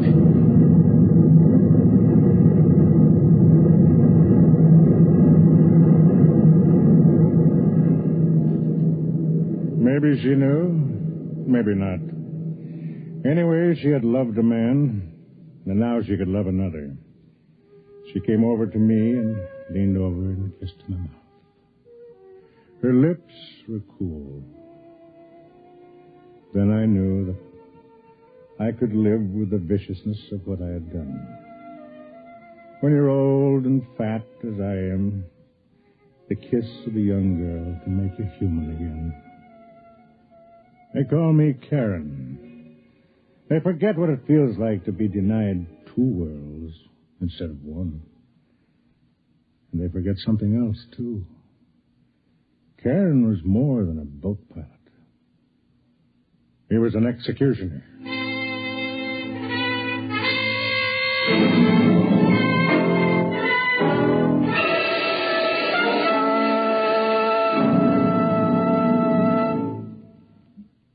You have just heard X-1, presented by the National Broadcasting Company in cooperation with Galaxy Science Fiction Magazine, which this month features a story by Theodore Sturgeon, The Other Man, which tells of the hardest decision a man could face, to do his job well and thereby aid his bitterest enemy.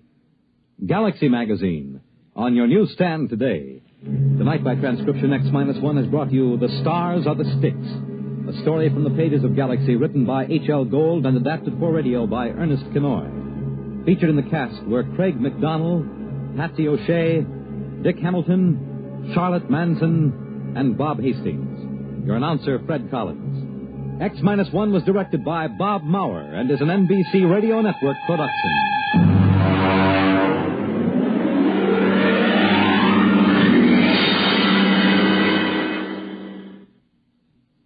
The music of Freddie Martin, live weekday morning starting Monday on NBC Radio.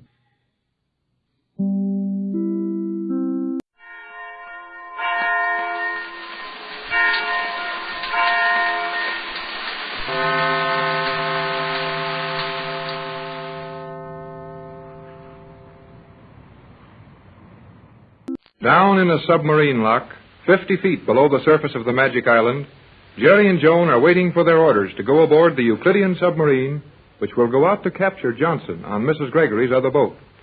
G-47, powerful leader of the group of scientists on the island, has demanded that Jerry and Joan go with the submarine as a guarantee that Captain Bradford will not attempt anything to interfere with the safety of the underwater vessel.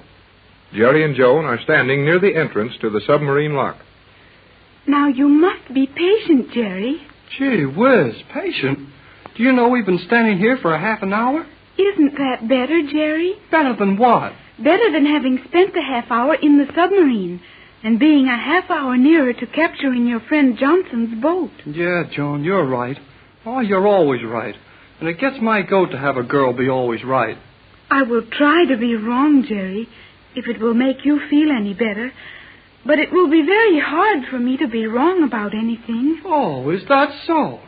You sure hate yourself, don't you? No, Jerry, I do not hate myself. Why should I? Oh, forget it. Just act like I didn't start it. Now then, we've been standing here a half hour and nothing happened. Can't we even look into the lock and see what it's all about? No, Jerry. We must just stand here and wait. We will be told when we may enter. Oh, golly whiskers, Joan. This thing's getting on my nerves. And I'll bet your mother and Captain Bradford are plenty nervous down there in the yacht, too, worrying about us. You should say up there in the yacht. The yacht is on a higher level than this lock. We're on the floor of the 5th level, 50 feet from the surface of the island. Gee, and the top of the island is 40 or 50 feet below the water level. We're pretty near 100 feet below the water. And that's something else I don't like. What is that, Jerry? Oh, I'm afraid that when we get in that submarine, it'll shoot right up to the surface. And one of those battleships practicing up there will think we're the target and let us have a few rounds. Oh, no danger of that. These Euclidean submarines can travel safely and swiftly at a depth of over 200 feet. Well, it beats me. I don't see how they do it. I think you will see many things, Jerry. The commander is coming. Where? I don't see anybody. The door into the lock is opening slowly. That means the commander is coming down the companionway to the lock and has released the lock mechanism. Who is this commander we're going to take this crazy trip with? I will not know that until I see her. Until you see her? That is what I said. Her? You mean a woman is going to command this submarine? Of course. All the submarines are commanded by women, as nearly all the other mechanism on the island is. What for? Are they short of men on this place? No, but G47 says the cleverness of the men is needed to design and build these instruments of destruction.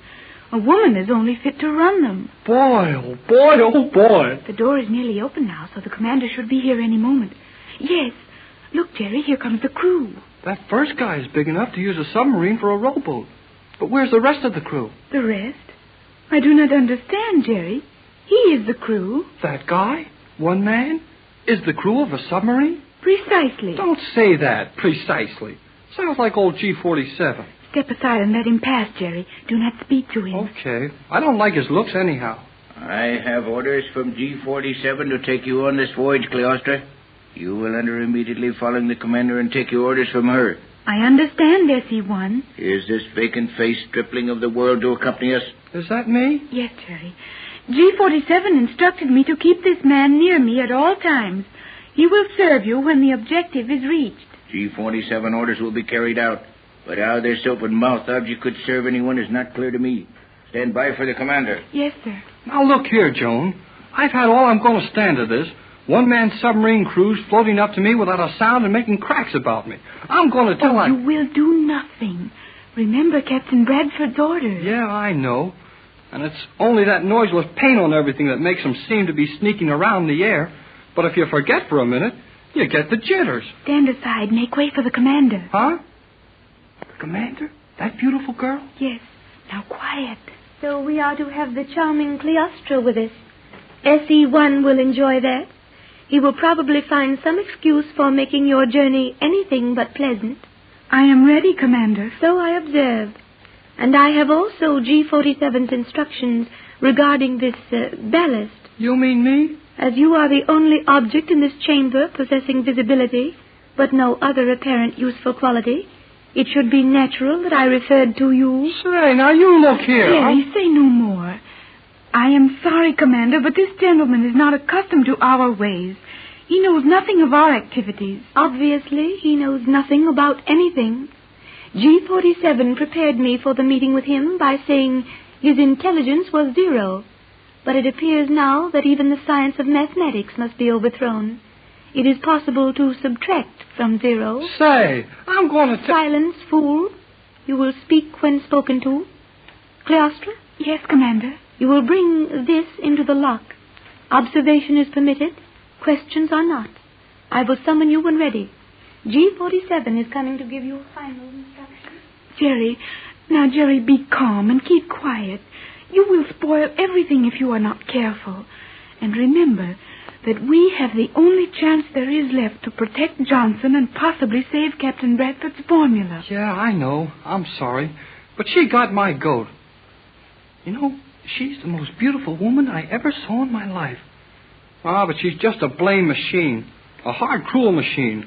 Like everything and everybody else here on Euclidia. Oh, Jerry. Oh, now cut it out, Joan. I didn't mean you. You're not like the rest of them here. But you said she was the most beautiful woman you had ever seen. Oh, Jiminy Crickets. I didn't mean that, Joan. You're the most beautiful girl I ever saw. Am I, Jerry? Sure you are. The commander ain't so much for looks, I guess. It's just that I got a surprise seeing a young woman handling a job like this. You will see women doing many things on Euclidia, Jerry. Oh, I believe you. Well, when do we start this deep-sea cruise with a woman skipper and a one-man crew? The commander said G47 was coming with final instructions for us. We may go into the lock and wait for him. There you can observe the mechanism which holds the nose of the submarine into the island. Oh, let's have a look. This isn't a very big door, but I guess... Hey! We can hear our feet again! Yes, this is one of the compartments on the island that is kept noisy for a reason, Jerry. Every sound made in this lock registers in the control chambers. and the scientists know what is happening here at all times. Well, I've got no secrets anymore. Boy, this island has sure taught me one thing. What is that, Jerry? Better say something good about everybody, because every time you don't, the guy is standing right behind you. Now, Jerry, you can see the submarine. Where? Hey, is that wall glass? No, transparent steel. They use some glass in the fusion with the steel, and the resulting hardness is greater than that of steel, with the visibility of a poor grade of glass. All right, I'm sold. It's steel, but you can sure see through it plain. Gee, look at all the fish out there. What a place to study fish from.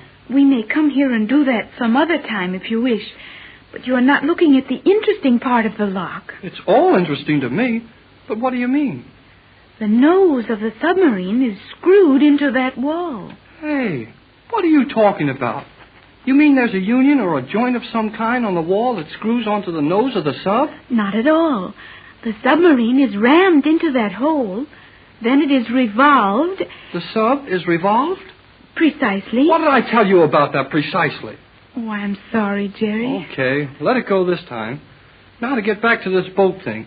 You mean that the whole boat, a 100-foot submarine, is revolved until the nose is screwed tight into that hole? Exactly, Jerry. Then the water is pumped out of this room and the hatch in the nose opened. Well, of all the wild things I ever heard of.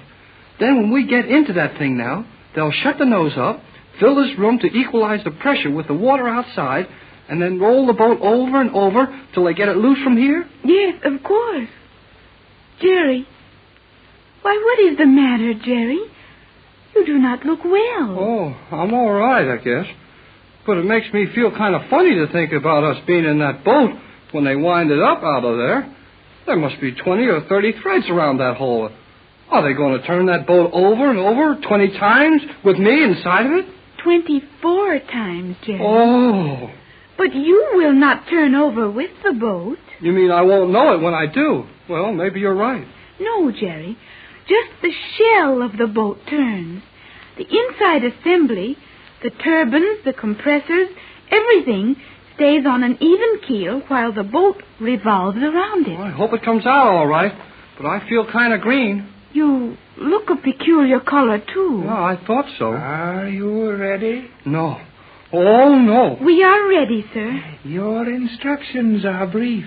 You will make every effort to get this man Johnson to submit peacefully to bringing his boat to the island. If you fail, the commander will know what to do. But how are we going to do this, G-47? You will decide that for yourselves.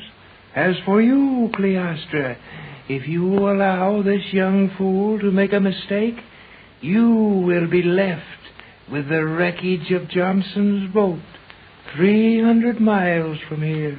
I understand. On your way. Do not keep the commander waiting. Go on, Jerry. Crawl into that hole in the nose of the boat. Just go into it head first? Yes, hurry. Okay, here goes. Okay, come on in, Joan. Are you all right? Of course, Jerry. Oh, Jerry, take your hand away from there, quick. Oh, gee. That thing nearly caught my hand.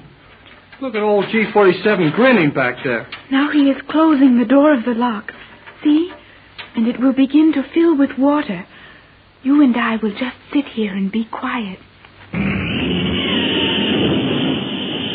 There comes the water into the lock. Look, Joan, we can see right out into the water, just as if this boat was made of glass. Yes, but no one can look in from the outside. Boy, this is some long submarine. The commander looks about half a mile from here. She is 40 feet from us. Now, Jerry, she's reaching for the lever. We will start to revolve and clear the lock. You mean we're going to go round and round now? Yes, Jerry.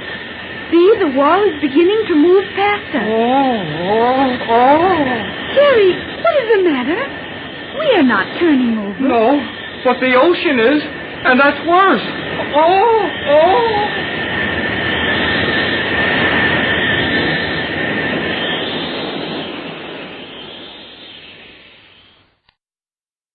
Over 90 feet below the surface of the ocean, Jerry and Joan are shoving off the magic island in a Euclidean submarine. This immense cigar-shaped boat 100 feet long, capable of a speed of 40 miles an hour underwater, has a crew of only one man, and is commanded by a beautiful Euclidean woman. All this is almost too much for Jerry, and when the boat is spun rapidly, over and over to clear it from the lock in the island wall, Jerry has a feeling that perhaps he wasn't cut out for a sailor's life after all. The submarine is just pulling away from the island. Are you all right now, Jerry? Oh, I don't think I'll ever be. Oh, Joan, when I saw the sides of this boat going past me like a moving picture, oh, boy. Have you ever been in a submarine before? No, and never again. It's not so bad now, though. But what's making us go through the water? Why doesn't that she-skipper up there turn on the engines? The engines, as you call them, are on. The motive power is active now, although very little of it is being used. I don't hear anything or see anything running. Can't even hear the water going past the outside. But I can see it all right.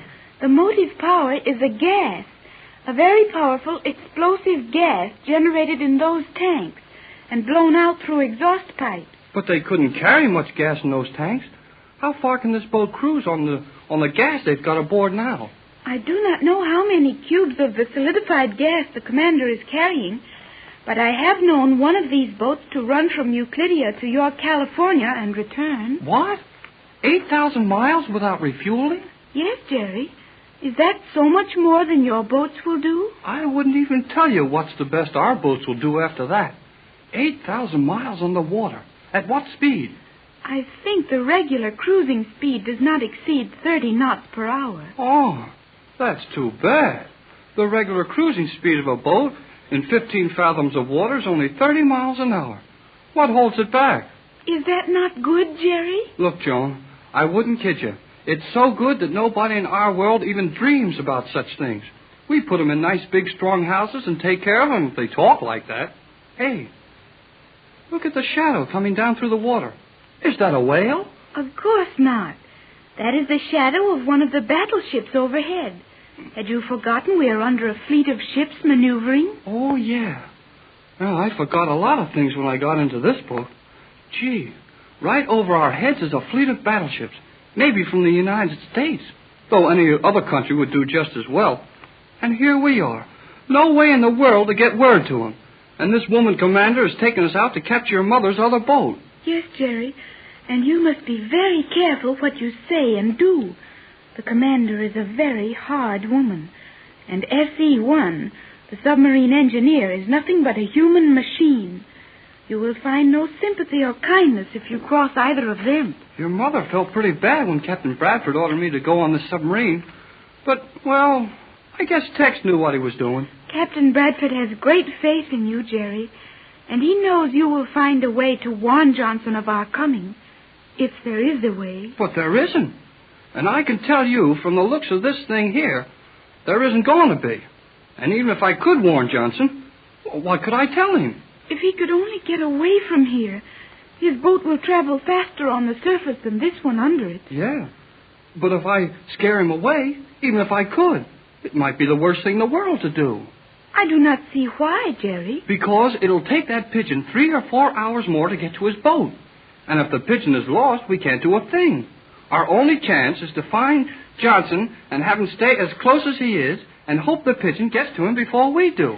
The pigeon had over an hour's start ahead of us, Jerry. Yeah, and that pigeon can fly as fast as this boat will go.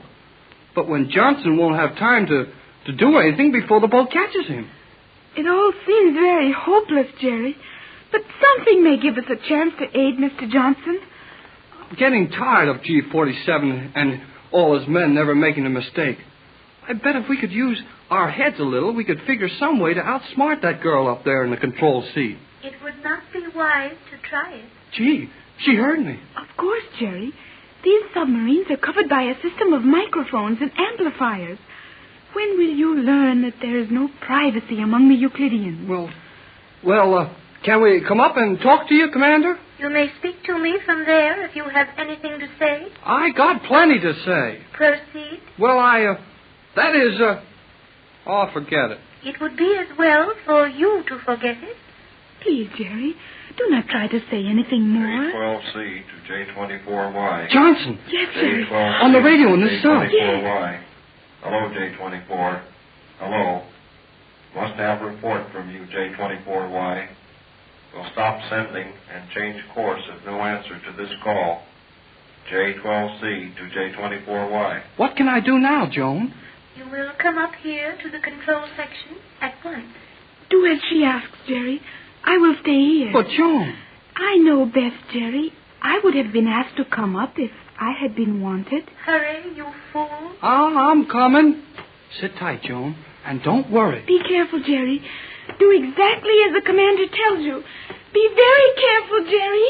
You will sit here and do as I tell you. Sit down there. Now what? My microphone is before you, and you will send this message to J12C. I have been waiting for his call to get his wavelength. You will send the following message. Send it to whom? You know perfectly well. This is the message. You will call J12C exactly as you would from the Gregory yacht. You will call him in a natural manner. Tell him you are all safely on the island, but the yacht is wrecked. You cannot leave, and he must come to you. Answer any questions he asks, but answer them carefully. Make it plain that he must hurry to the island. And then what happens to Johnson when he gets to the island? Do not act stupid.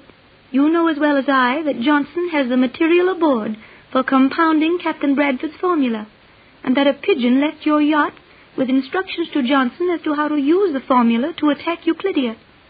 The pigeon may arrive at the boat, but Johnson will never use that formula. Now, send the message. Yeah? And what if I don't? You have seen these ray guns before, I think? Jerry, do as you are ordered. You can gain nothing by refusing. This is the funniest place. People talk to you from all over the boat. You may gape at the wonder of this boat later. Now send the message, and remember, one mistake and I will use this ray gun. Then I will proceed to Johnson's boat and sink it with all on board. All right. Oh, I'm ready. Tell me when to go. At this depth and distance, I will need the generators. When I start them, watch the filament in that tube. When it glows, speak. And remember to say nothing to arouse suspicion. Now silence until you see that tube glow.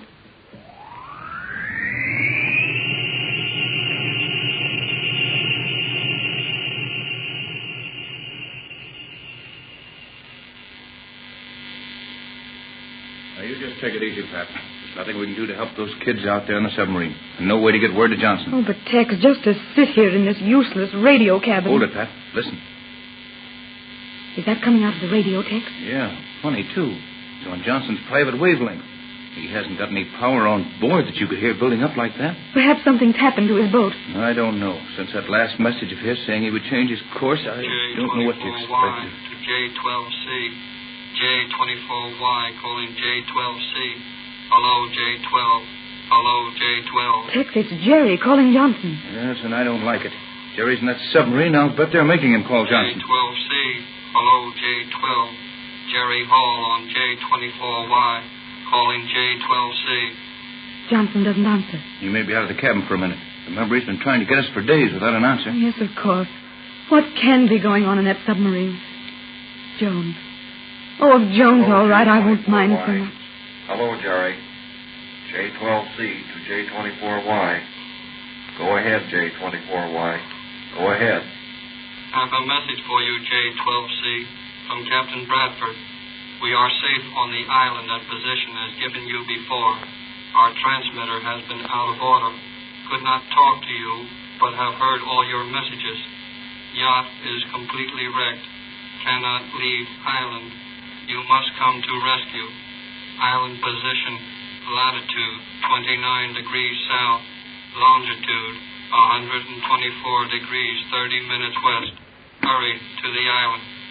All standing it fine, except Bosun. He seems nervous.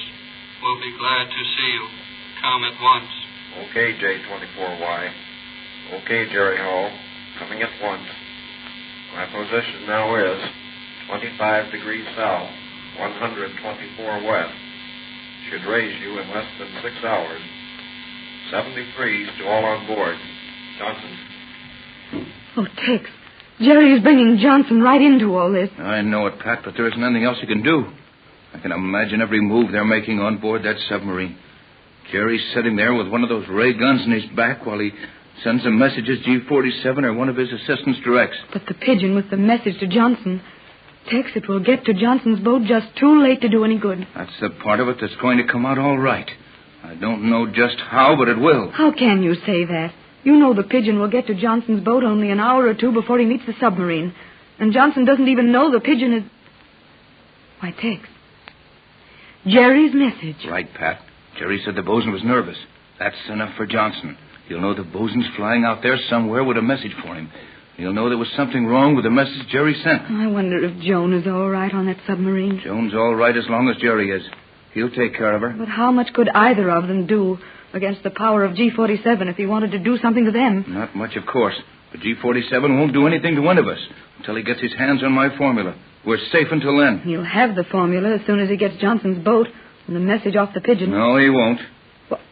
You didn't send the formula with bosun? No, but I did send the number of the safety deposit box where the formula may be found in Los Angeles. Only Johnson would understand what that number meant. So even if Johnson is captured, they still haven't the formula. Then Johnson will simply be another prisoner on this island. And all of his crew and our other boat will be tied up here. We're only getting in deeper and deeper, Tex. Yes, but we'll have quite an organization on this island then. It won't be so one-sided, and a lot of things can happen. Tex, listen. Something's happened. I'll see. Pat, get out of here quick. Run for that ramp up the side of the lock. What's happened, Tex? The lock gate's breaking. The ocean's coming in here, and we're 50 feet below the water level. Hurry, Pat. Come on, run. Go ahead, run.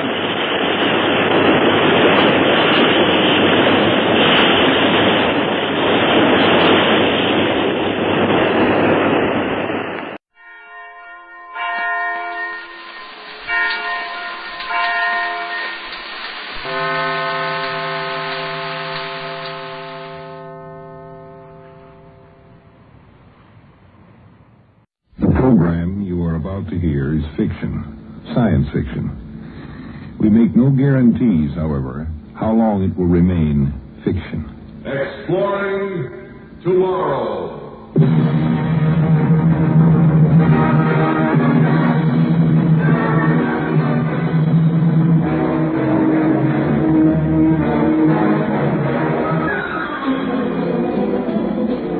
And now here is your guide to these adventures of the mind, the editor of Astounding Science Fiction magazine, John Campbell, Jr. The scene is a missile testing base somewhere in the continental United States. The time, 2:30 on a Tuesday afternoon, 5, maybe 10 years from now. A rather unusual missile is getting worked over. Blast off is 10 minutes away, and the countdown is in its last stages. And a man is sitting inside this missile, waiting. The United States is about to make its first attempt to send a manned rocket to the moon. 9 minutes to blast off, Captain. Still feel loose and easy. Like a bird, Colonel, waiting to be cut loose and soar. How do you feel? Me, Captain? I'm just sitting here in the observation tower. You're the one in the launching pad. You're the man going to the moon. And you're the one who has to face all the reporters after blast-off. Me, I'm glad I'll be up there alone. How much time left, Colonel? 6 minutes, 20 seconds. Let's run through the schedule one last time. Okay. I sit in this cradle and I wait for the rockets to toss me up into space. I get 500 seconds of 4G acceleration. Then I sit around and look out the viewport for the next 4 days while the ship coasts in 0G free fall. I'm roughly 8 1/4 minutes past 4 on Sunday afternoon. The autopilot is going to turn the rocket engines on again. Long enough to land me in the Oceanus Procellarum, which better be as dry as the Palomar boys say it is. I climb into my little Jim Dandy spacesuit, wander around the moon for a while, take some snapshots, pick up a couple of rocks as souvenirs. And 15 hours after landing, I get back into my ship and I come home. Did I leave anything out? Not a thing, Captain. 3 minutes, 10 seconds. Well, all I do is sit here and wait anyway. Computer down below in the belly of the ship does all the work.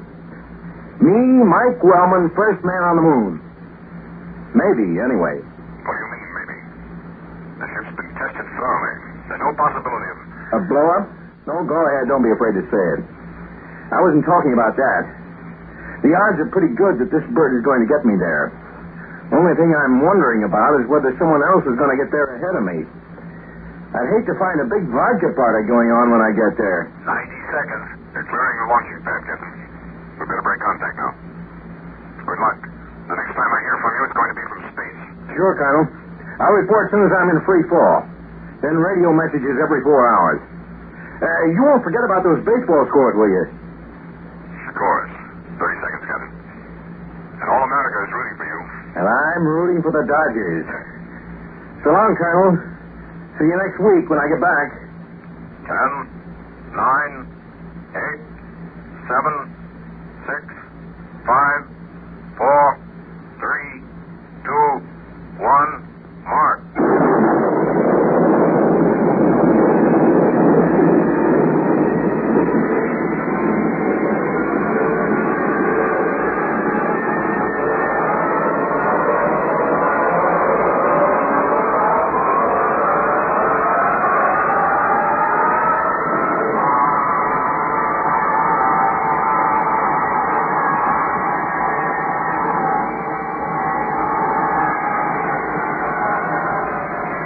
Are you reading me launching base? How do I come in? Clear and sharp, Captain. Oh, glad to hear it.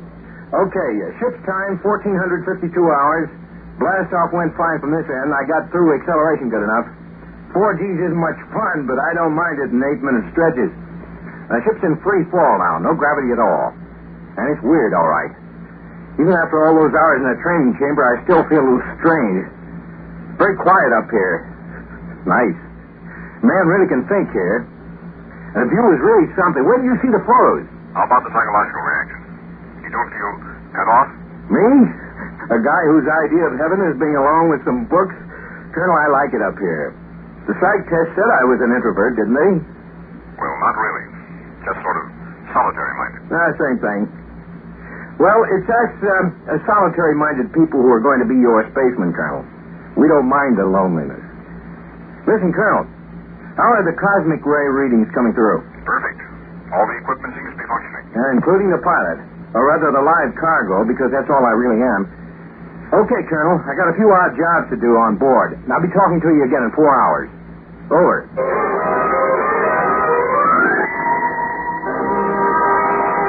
Here I am again, Colonel.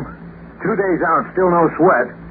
I'm getting used to this no-gravity business, and I... Go on to the rest of the report, Captain. There's been a change in the operational plans. Huh? What kind of change? You aren't landing on the moon. Pentagon orders are for you to adjust the computer to alternate course B. Circle the moon and return to Earth without landing. Hey, wait a minute, sir. How come the switch? Well, it's an awkward situation, Captain. You see, between the time I last spoke to you and now, the Russians, I know this will come as kind of a shock to you, the Russians made a successful landing on the moon. No. Radio Moscow announced it 2 hours ago. And since then, we've picked up broadcasts from the Russian ship. They've landed, all right. They beat us to it. By 2 stinking days. 2 days earlier, and I would have been the first. You haven't heard the worst part of it yet. The Russians have claimed the moon. They what? Like Columbus claiming the Western Hemisphere.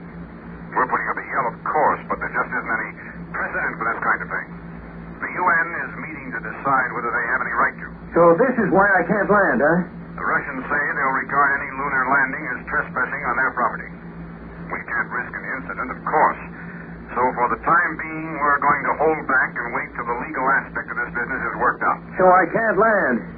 They send me up here and I ride around for a week and don't even put my foot down on the moon. Colonel.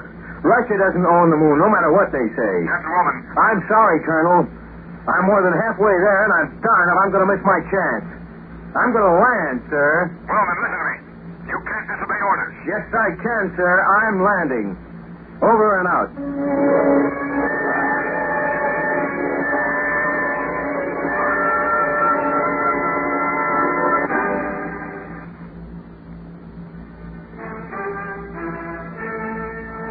It's not that the moon wasn't meant for man. It's just that man was never designed for the moon. It's a fantastically inhospitable place. Harsh, blinding sunlight with no atmosphere to dim it. Jagged shadows. The rocks are hard, sharp-edged. There has been no weathering to soften them, and the shadows are just as hard and black. It's not a nice place to be, alone. Or even when there's only one other human being within 200,000 miles. I don't know if you want to hear from me again, Colonel, but I'm beaming this anyway. Look, I just wanted to let you know that I've landed on the moon as originally scheduled. Yeah, right on the nose, in the designated landing area. Northern branch of the Oceanus Procellarum. And you can tell the Palomar fellows that they were right all along. Maybe this was an ocean once, but not in the last million years or so. As for the Russian ship, it isn't any hoax. I saw it when I came down. It's about 50 miles north of here. Maybe later I'll break out the rocket sled and wander over there for some vodka. The Russians are trying to contact me now. I better shift channel, see what they want. Over, Colonel.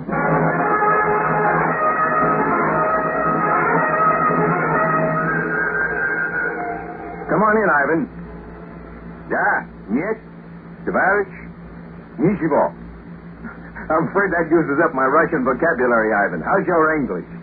I am Captain Dmitry Novikov, Solid Space Forces. You are illegally trespassing on our property, American. I am, huh? Say, your English is pretty good, but your politics isn't. You say the moon is yours, huh? Lunar Soviet Socialist Republic? I'm sorry to disagree. Just getting here first doesn't give you the right to claim the whole place, you know. The matter has been considered by our legal experts. We have established trial claim. I am under orders to request you to leave Russian territory immediately. But this is cockeyed, claiming the whole moon. Now, look here, Dmitri, You will address me as Captain Novikov. Okay, now look here, Novikov. The moon's a big place, and there's room for a lot of us up here. It really isn't fair to want to hog the whole thing yourself. The Presidium said Soviet policy, not space pilots. I'm instructed to warn you that you are trespassing. I do not wish to debate the matter with you. So I'm trespassing then. What are you going to do about it? My ship is armed. And you can't figure out any better way of celebrating the conquest of space than starting a war about it? The United States ordered you not to make a landing. They recognize our claim. We cannot tolerate violation of our rights. And you're going to be nasty about it, I see, huh? Well, I'll take my chances. Now I've got some work to do before I go back. I'll be leaving the moon in 14 hours and a bit. Hey, now, how long are you staying up here? You've been here better than 2 days already. You planning to hold the fort forever? My plans for departure should not concern you. Well, I'm just curious, that's all. Okay, Dmitri. Maybe I'll be talking to you again soon. And yeah, you, sneaky son of a gun, congratulations. You did get here first. Over.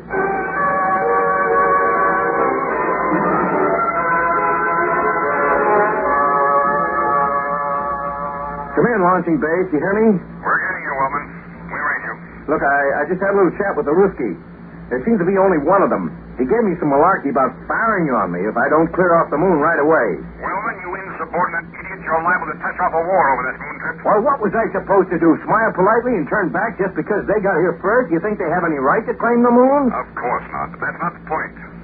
You were ordered not to risk trouble by landing. Yeah, and I landed anyway. Well, go ahead, chop my head off when I get back to Earth. Meanwhile, I'm here, and if that Russian doesn't blow me up, I expect to do a little exploring in the next 14 hours. I don't think the Russian's going to blow you up. He's got his own troubles. What do you mean? We've decoded some of the messages he's been sending back to Moscow. Seems he made a faulty landing and has to make some repairs on his ship. It may take him a week or two, and he doesn't have enough food.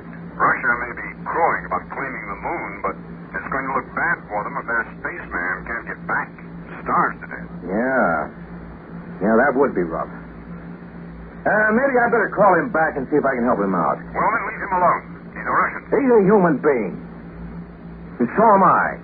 Get off the wire and let me call him, Colonel. I order you not to make any overtures to that Russian. Look, I'm not on Earth now. There doesn't need to be a Cold War up here, too, Colonel. And I have plenty of food to spare. Give the folks back home my love. I'm going to call Ivan again.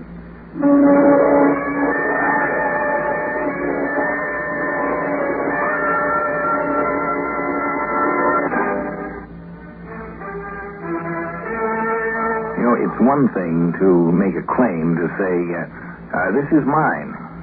It's something else to hold on to it and make the claim stick. Somewhat like the Colonel. It was a little difficult for him to enforce the orders he was trying to give to the man on the moon. Novikov, you getting me? You have 3 hours to leave Russian territory. Then I must commence action. Now, look, don't give me that stuff. I know your ship's disabled and you're in trouble. This is untrue. My ship is in good condition. Dan Trotsky was Rasputin's brother. You know, Novikov, I sometimes feel I'm the only sane man in a world of lunatics. Those idiots down there in Washington didn't want me to land because it might make Moscow sore. And you don't want any help from me because I'm not a good Marxist. It's a losing battle, Dmitri. Everyone seems to know what he really wants, and yet everybody tries hard to get the opposite. I don't know what you're talking about. Okay. You just sit tight.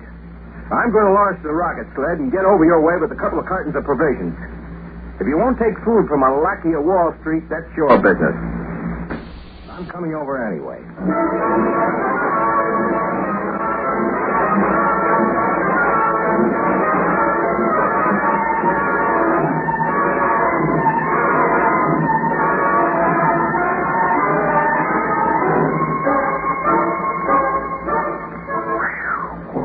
Get that helmet off.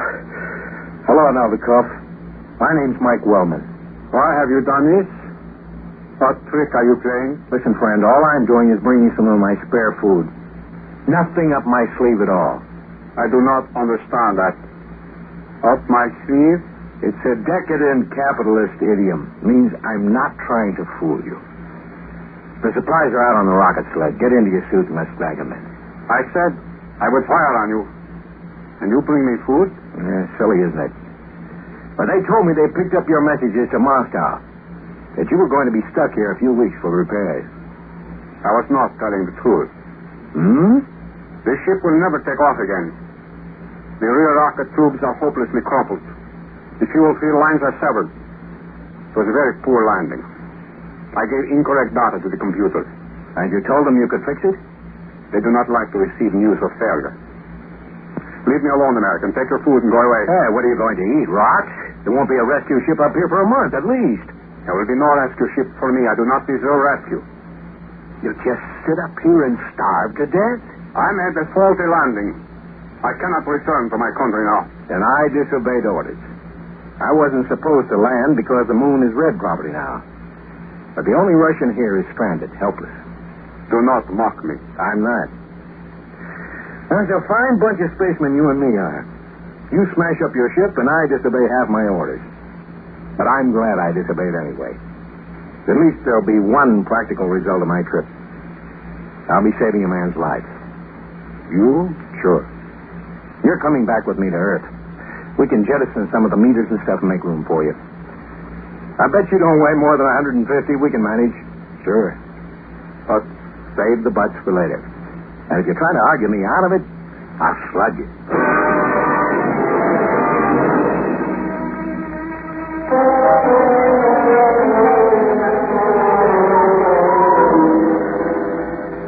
Hello, Colonel. I'm on my way home. Pretty fair blast off, and we're 20,000 miles out from the moon now. Oh, I left a little of the equipment behind. The next ship can pick it up. And I've got a passenger. You mean that Russian? Yeah. Seems the ship was wrecked, so I talked him into coming back with me. He's down back in the galley fixing lunch now. I guess we'll both be called traitors for saying it, but we've sort of become friends. And he doesn't think Russia ought to claim the moon either. Well, we have one distinction anyway. Maybe a Russian ship was the first to get to the moon, but it was an American one that made the first successful round trip. I like to think of it in a different way. Not an American ship or a Russian ship. Stuff like that shouldn't matter anymore. Call it a ship from Earth. Yeah. Novikov and I started out separately, but we're coming back together. The first expedition from Earth to Moon is coming home.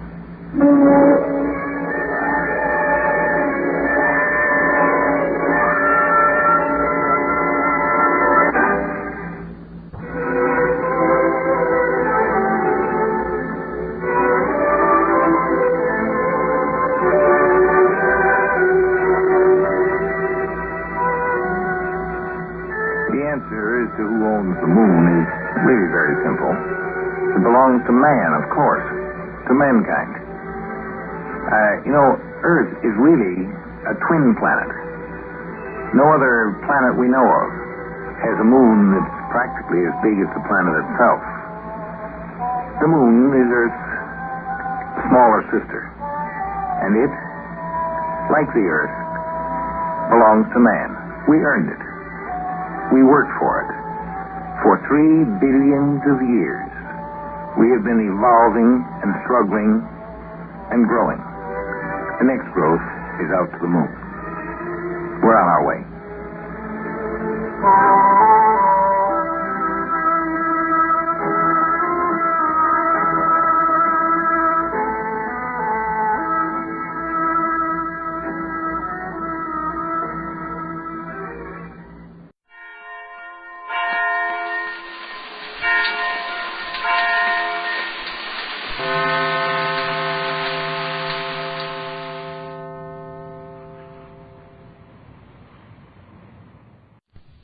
Presenting the transcription feature, Superman. Look, up in the sky. It's a bird. It's a plane. It's Superman. Yes, it's Superman, strange visitor from the planet Krypton, who came to Earth with powers and abilities far beyond those of mortal men. Superman who can leap tall buildings at a single bound, race a speeding bullet to its target, bend steel in his bare hands, and who, disguised as Clark Kent, mild-mannered reporter for a great metropolitan newspaper, fights a never-ending battle for truth and justice. But before we join Superman, listen. And now to our story. When Dan Lawson, after refusing to take part in Abner Cheney's murderous plan to get rid of Tumbleweed Jones, was shot in the back by one of Cheney's men, he managed to escape, even though seriously wounded and tied to a horse's back. Realizing his bullet wound would probably be fatal, Lawson rode like mad for Tumbleweed's ranch to confess everything before death claimed him. But with Tumbleweed in jail, Clark Kent at the Comanche Reservation, and the hired hands asleep in the oil field bunkhouse a mile away, young Jimmy Olsen was the only one to greet Lawson when he came riding in, weak from pain and loss of blood. Jimmy helped him into the house despite the wound in his own right shoulder. Pale as a ghost and sinking fast, Lawson gasped out his story. Listen. There isn't much time. I've got to talk fast. Where's Kent? I don't know. He said he was going to investigate something. All right, listen to me. Cheney is responsible for everything. What do you mean? Tell Kent that Cheney... Someone's riding in on horseback. Maybe it's Mr. Kent. No, it's Cheney and Connors. They trailed me. Whoa. Is the door locked? Yes. Don't answer. Don't answer. They'll kill us. Open up in there. All right. Don't answer. Open up right there. All right, Chuck. Blast them out. Get down on the floor. Blow the lock out, Chuck. Come empty. Wait till I reload. Kid, where are you? Right here. Climb out the window. Hurry. Find Kent. Tell him Cheney killed Comanche. Tell him to get Tumbleweed out of jail. Hurry. I'm going. Hurry, kid. I'm out. Good luck, kid. Bye, Mr. Lawson. How long does it take to load that gun? He's loaded. I'll blow the lock. Okay, that does it. I'll stand back till I kick the door open. Have we got you covered? Don't try anything, whoever's in there. It's only me, Cheney. I can't hurt you now. Why, you dirty little rat. Thought you double-crossed me. Why, I'm a good minded. No, why waste ammunition? You got the mark of death on you anyway. You're right, Cheney. But so have you. I put it there. They know who killed Comanche. They know... That's all for him. Where's Lacey? Holding the horse. Get Larson's body out of here. We'll carry it back and dump it in the pit with Jones. You heard what he said before he went? What? About them knowing we done Comanche in? What do you reckon he told? No one. That was just talk. I don't know. I'm Easterners bunk here, getting aboard. Chuck! Who's that? Lacey. What you want, Lacey? Hombre just rode out of the corral. Heading east like mad. You hear that? Yes. Ain't nothing east but the Comanche Reservation. Reckon that rider might be Kent fixing to tell them Injuns who put lead into Comanche Joe. I doubt it, but let's not take any chances. Go after him. Lacey and I'll take care of the other thing. I'll get going. If it's Kent? No matter who it is, you know what to do. Yep. Oh, easy. You say you rode east, Lacey? Dead east. Meet us back in town at my office. Yep. Hit, boy, hit. Lashing the sharp rowels of his spurs into his horse's flanks, Chuck Connors rides into the darkness. Reaching down, he frees a rifle from its saddle holster and lays it across the saddle, the stubby index finger of his right hand toying with the smooth, cold trigger. A mile ahead, riding bareback on the pinto pony given him by Tumbleweed Jones, Jimmy Olsen leans low over his mount's sleek neck as tiny hoofs beat a rhythmic tattoo on the hard-packed mesa. Come on, soldier. We've got to make it. It's only 5 miles to the reservation. Come on. Faster, boy. Faster. What's that? Good grief, soldier. Someone's after us. Shooting at us with a rifle. Go, boy. Go. Don't stumble now, soldier. Please don't stumble. Everything depends on you. Please. Meanwhile, at the Indian reservation, Clark Kent, in his true role of Superman, pleads in vain with Comanche Joe's father, Chief Running Fox, as the burial drums and the chanting of the tribe's medicine man mingle in the background. It is the only way to bring the evil ones to justice, O Chief. This bullet I hold in my hand. I know the gun from which it came. If the bullets which brought death to your son are the same, the evil ones will pay. Now, why do you refuse me this little I ask? I have told you, man who fly like birds. Body ready for last journey. No one must lay hand on it. You wish to see justice done, do you not? You speak truth. Then why do you make it impossible for me to help you? All I ask is one of the bullets that brought death. Just one. You have come among us as great spirit. You have done good. You are a man who fly like birds. But no hand must touch body of departed, or soul does not rest easy. I have said it. Now I must go. They call for me to morn. Think well of my tribe. Alcoa. Well, that's that. I'll have to find some other way of rounding up Cheney and his killers. Right now, I think I'd better get back to the ranch. Chances are Jimmy isn't asleep and is wondering what happened to me. Up! Up! And away!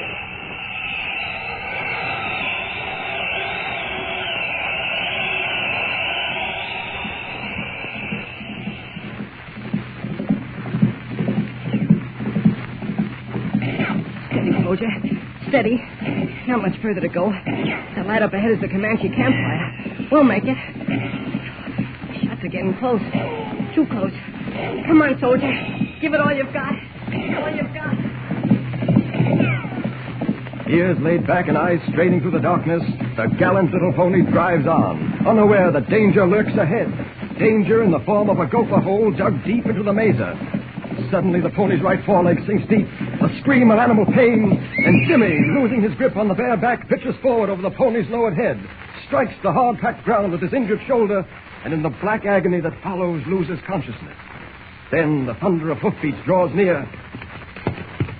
Oh, boy. Oh. I figured I'd go for a whole stop him if lead didn't. Now let's see who the hombre is. Well, I'll be a horn maverick. It's the kid. Looks like he done broke his neck. Just knocked himself out. Well, Cheney give me orders. Reckon I gotta finish him. Here goes. Cocking his rifle, Connors raises it to his shoulder and aims it at the still form huddled on the ground. His finger curls on the trigger, presses, but even as the steel-jacketed bullet leaps from the barrel, a red-caped figure streaks from the dark heavens with the speed of light, catches the whining slug a split second before it finds its mark. I'm seeing things. You'll be seeing stars, Connors, unless you drop that rifle. No, it can't be. I'm going loco. I said drop that rifle. Keep off or I'll drill you. Keep off, you hear me? You're just wasting bullets, Connors. Drop that rifle or I'll wrap it around your neck. All right, you asked for it. Oh. I warned you, Connors. Now, watch me twist this rifle into a pretzel. Watch. There. You're right. It's superhuman. I can do the same thing to you, tie you into a knot. No, I ain't done nothing. I swear I ain't. You shot Comanche Joe in cold blood. No, Lacey done that. Who gave the order to kidnap Comanche? Abner Cheney. We didn't mean old Comanche no harm. And yet you shot him down. Not me. It was Lacey, quick on the trigger. He shouldn't have done it. You were a little too quick on the trigger a moment ago. If I hadn't stepped in, that youngster would be dead now. I didn't know it was him. I swear I didn't. You don't know the meaning of the word truth, Connors. But you'll pay for everything you've done. You and Cheney and the rest of your gang. I ain't paying for nothing. I don't know who you are, but you talk like any other hombre. You fooled me the first time, but I ain't getting fooled again. I'm going to blow you clean full of daylight. You'll be sorry, Connors.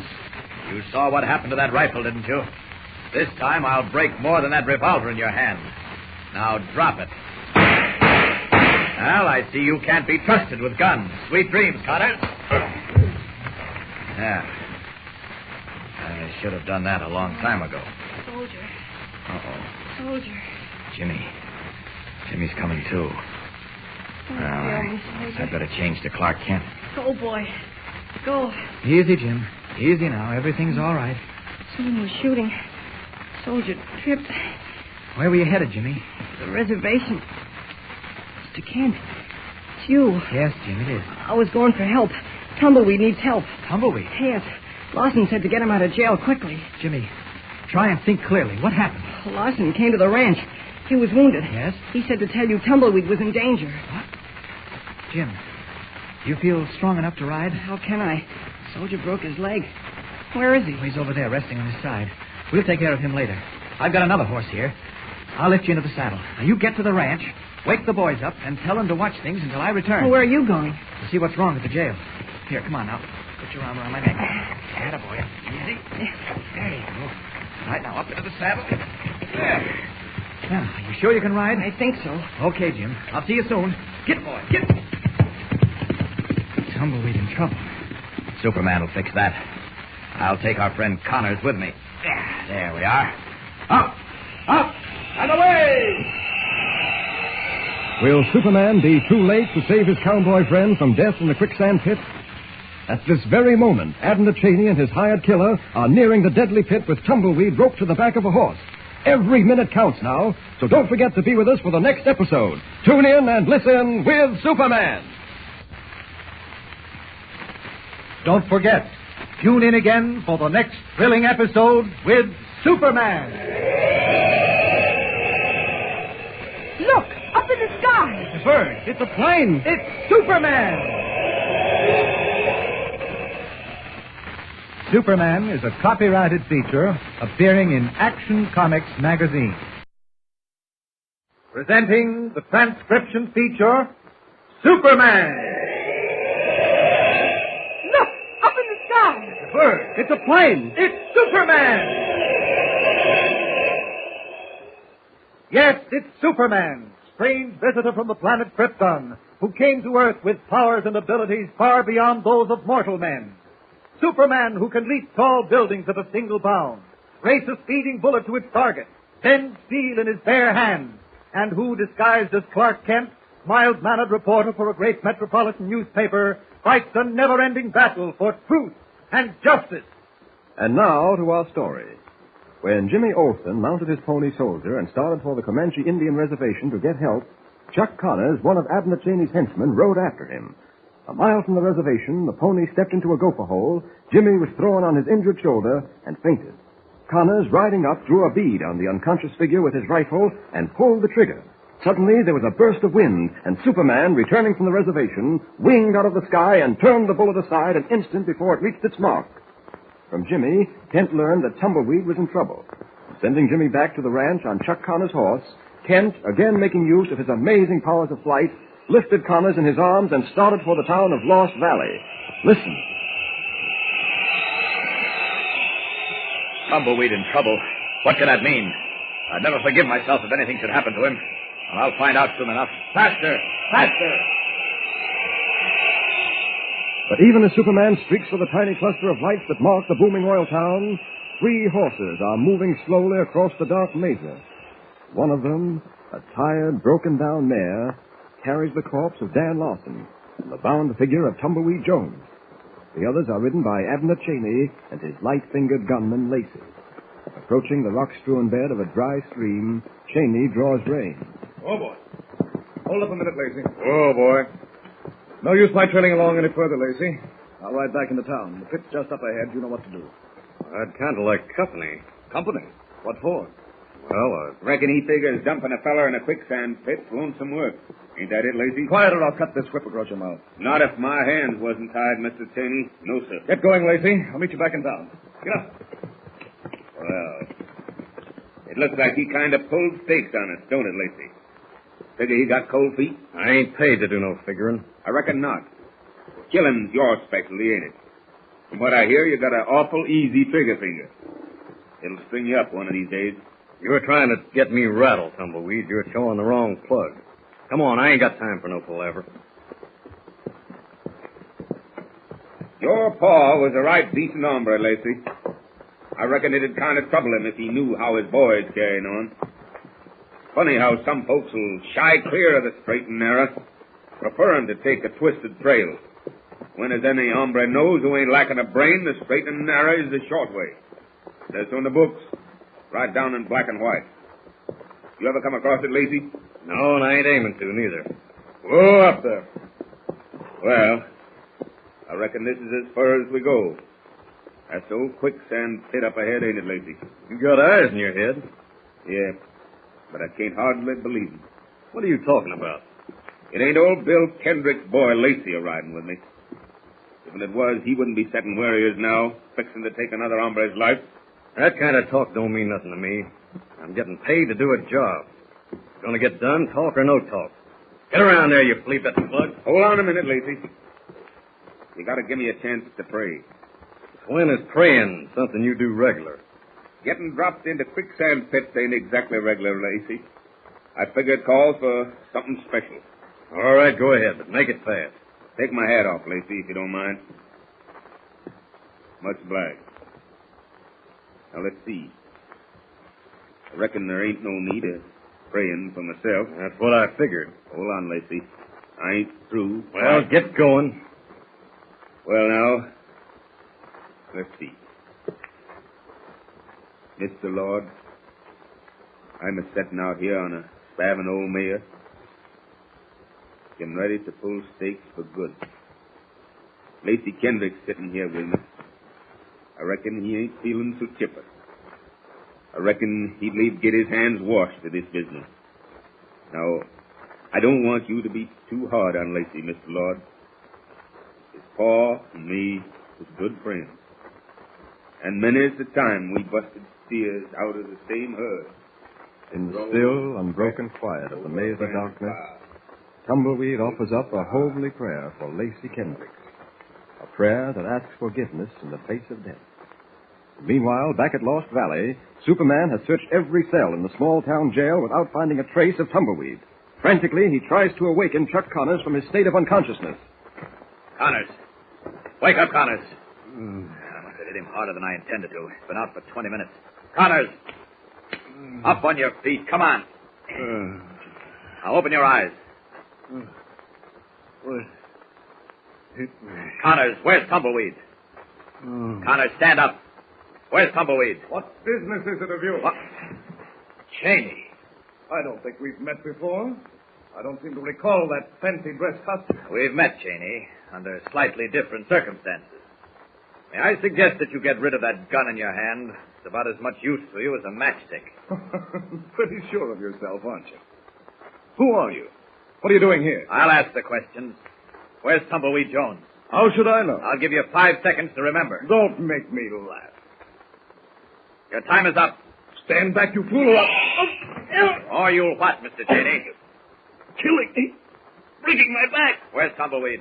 I don't know. Oh. You'd better talk, Cheney. Your back isn't made of rubber. It's going to snap soon. All right, I'll talk. Stop. Go ahead. You're too late. He fell into a quicksand pit. Where? Where, I said? No. Behind Buzzard's nose. Maybe you think I'm too late, but you might be surprised. Come on. You and this specimen on the floor are going into a cell until I get back. There. In you go. That should hold you. Too late, am I? No, I can't be. The quicksand pit behind Buzzard's Knoll. Up! Up! And away!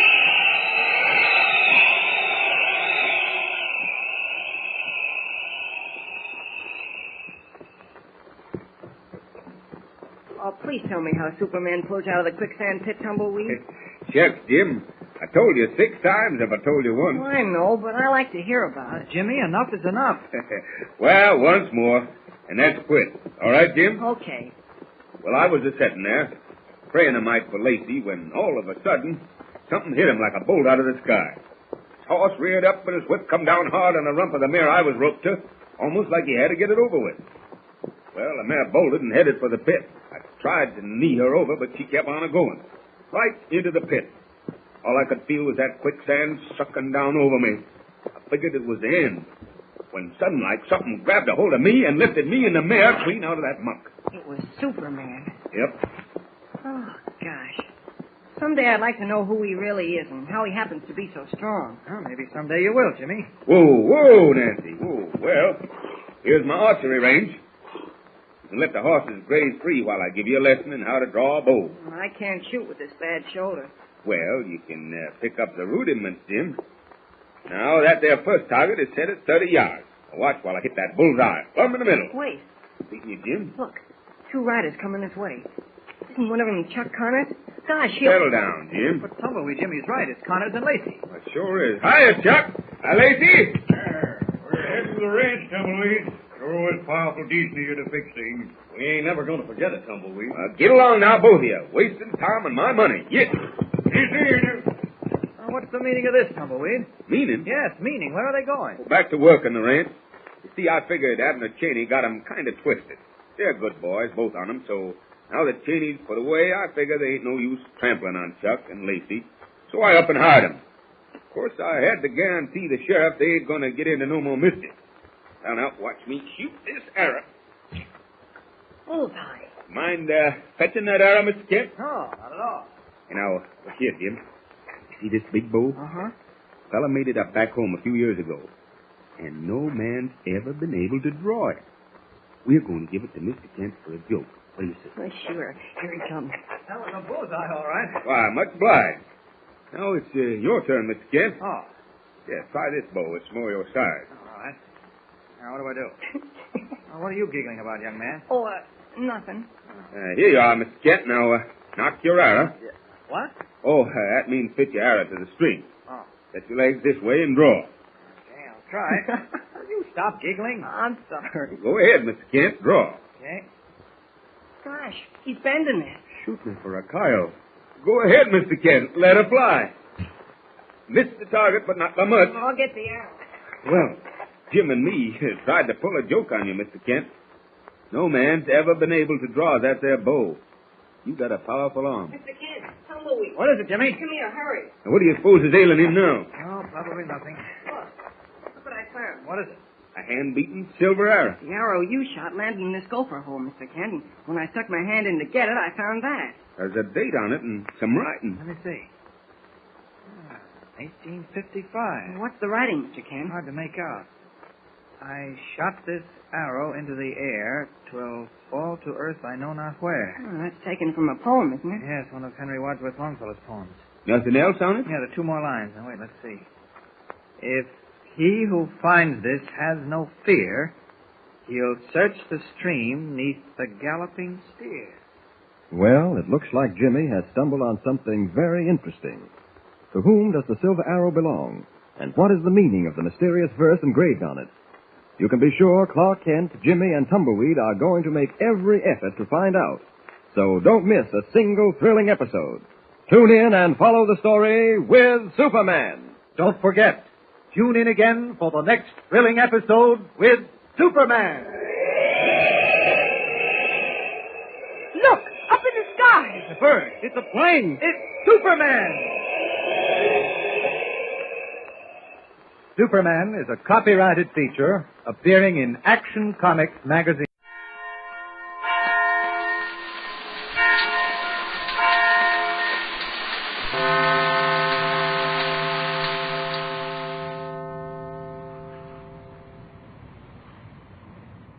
Kellogg's Pep, spelled out wheat cereal, invites you to rocket into the future with... Stand by to raise ship. Blast off -5, 4, 3, 2, 1, 0.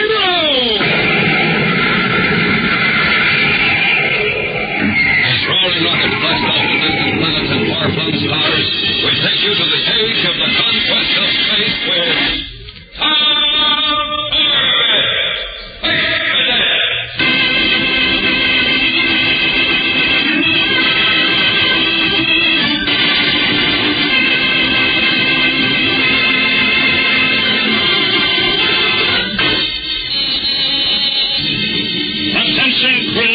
Attention, crew.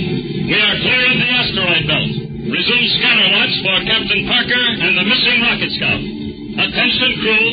Attention, crew. Manned by Captain Strong and his crew of space cadets, the rocket cruiser Polaris blasts through the blackness of the void, combing millions of miles of empty space for the missing rocket scout 4J9, unreported for almost 3 days.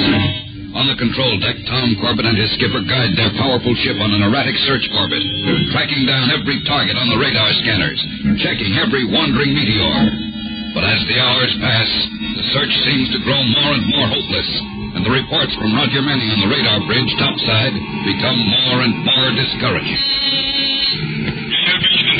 Control deck guy. Go ahead, Roger. Nothing in this area, Tom. Not even space does. Did we cover this whole sector? Backwards and forwards and inside out. All right. Stand by for orders.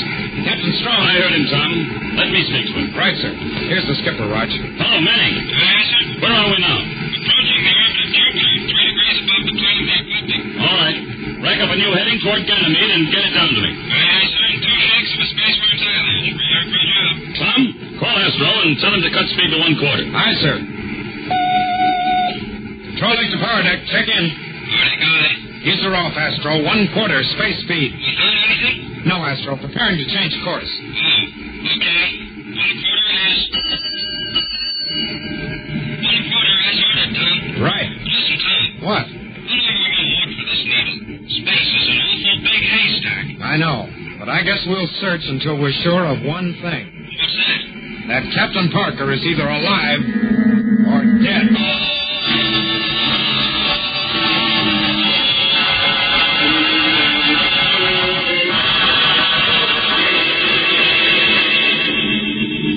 Well, Tom, Commander Arkwright feels that further search is useless. He's ordering us back to Earth. Oh, no, sir, not yet. Orders are orders, Tom. Notify Manning to plot a new course back to Earth. Yes, sir. Radar bridge control deck. Control deck guy, what is it, Rog? I was just going to call you. Listen, Tom, I don't know whether I'm seeing spots in front of my eyes or not, but I'm getting a blip on my scanner. Well, you've had them before. Probably a meteorite, just a space hobo. Manning, feed it down here on the control deck screen. Let me have a look at it. Aye, sir, here it is. Tom, that's no meteor. That space hobo is a jet boat. A jet boat? It must belong to the rocket scout. Right, and Captain Parker must be on it. Break out the spacesuits, Tom. You and I are blasting over there in our own boat to take a look.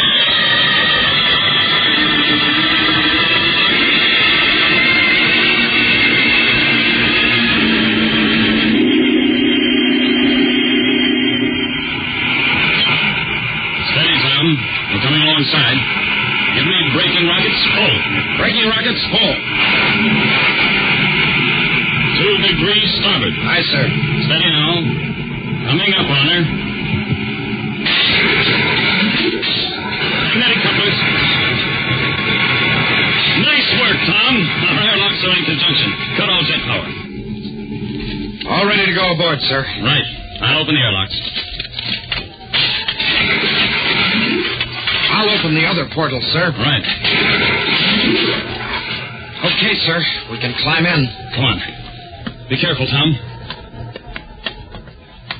Okay, we're over now. Parker! Parker! See him anywhere, sir? No. Parker! Parker, where are you? Pilot's compartment is empty, sir. So is the rest of the cabin, Tom. The boat is empty. Empty? Then what happened to Captain Parker?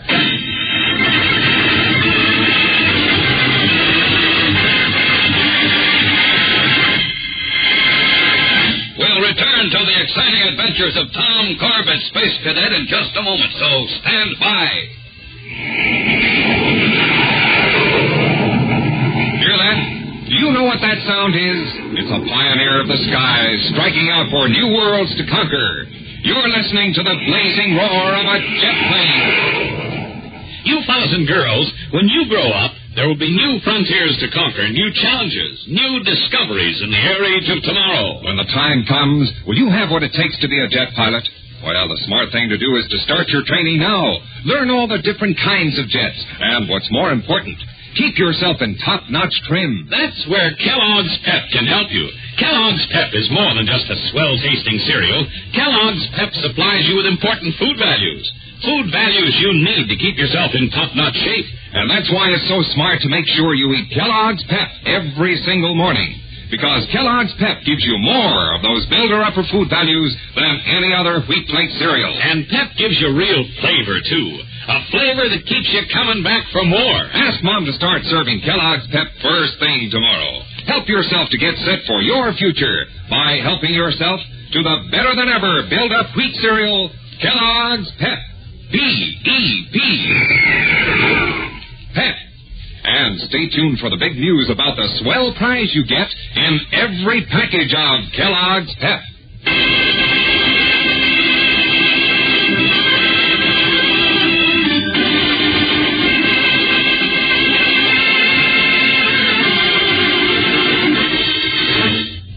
Searching through the endless darkness of space for Captain Parker and the missing rocket scout 4J9, Captain Strong and the Space Cadets have finally found his emergency jet boat, drifting aimlessly near the orbit of Jupiter. But when Tom and Captain Strong board the boat, they find it empty. What do you suppose could have happened to him, Captain Strong? Think he abandoned ship? No, not at all. As a matter of fact, I don't think Parker ever blasted off in this boat. What? The food lockers are still full of emergency rations. Well, there's water in the tanks. The oxygen supply is full. Then maybe the boat was launched by accident. No, hardly. The controls are set for automatic flight in what looks to me like a wide orbit around Jupiter. Then Parker simply jettisoned the boat? Yes, but for a reason, of course.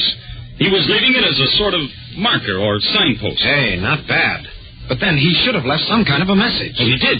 Right here on the control panel, in the logbook. What's he say? Rocket Scout 4J9 hit by meteor, losing reaction mass, communications out, only enough fuel left to reach Jupiter. Jupiter? Oh, no, he didn't. Only chance will be he crash landing on surface of Jupiter, leaving jet boat and message, praying you will find me, signed Mitch Parker, Captain, Rocket Scout 4J9. What a choice he had. To die in space or land on Jupiter, the worst planet in the whole solar system. And this message is dated 4 days ago, Tom. 4 days? He can never survive on Jupiter that long. No, if he even reached it. Well, come on. Let's get back to the Polaris. We've got some heavy blasting to do.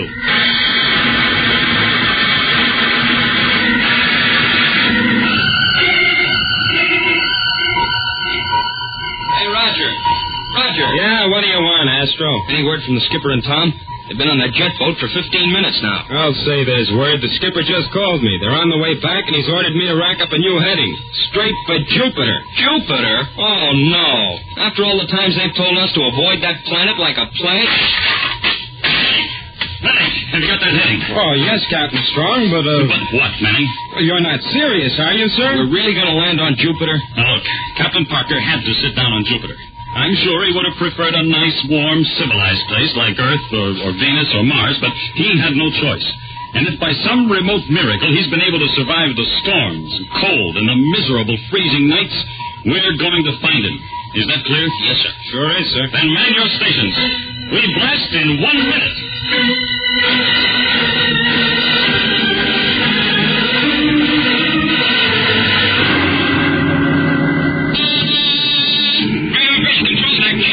Control that guy. Tom, I'm getting a signal from the surface of Jupiter. What? I can hardly make it out through all the static, but I'm sure it's a radio signal. Manning, this is Captain Strong. Feed it down here, quick. Here it is, sir. Can you make anything out of it, sir? Oh, it's a lot of hash, but it's a radio signal, all right. I think someone down there is trying to get through, sir. But I can't make it out. It's so garbled. Well, we'll cut closer to the surface. Maybe the signal will come in stronger, and we can find out where it's coming from. Hello, power deck. Give me full space speed. We're going in.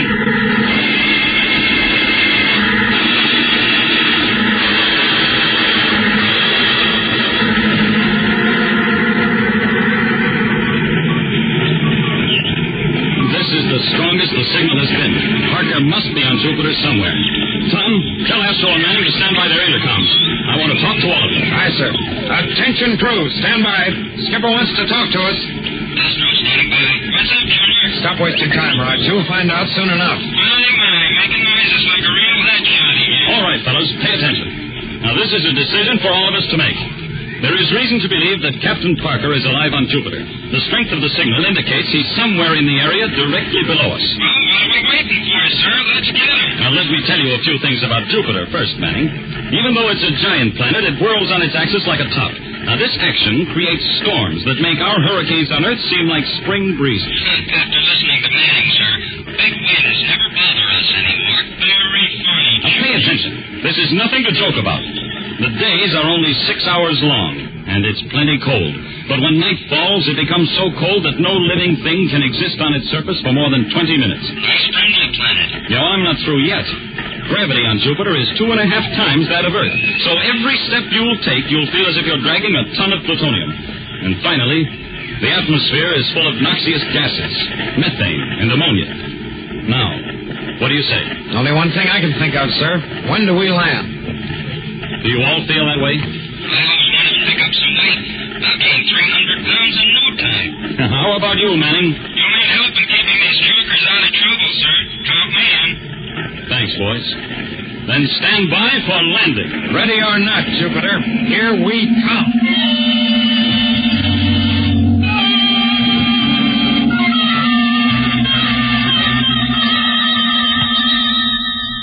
Well, we're down, sir. Oh, that was a rough one. You mean we made it? We're still in one piece? Yeah, Roger. Spaceman's luck was riding with us. I don't know how you did it, Captain Strong. I've been holding my breath for the last 30 seconds.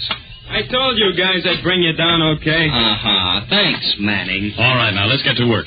Tom, see if you can raise Parker's ship. Aye, sir.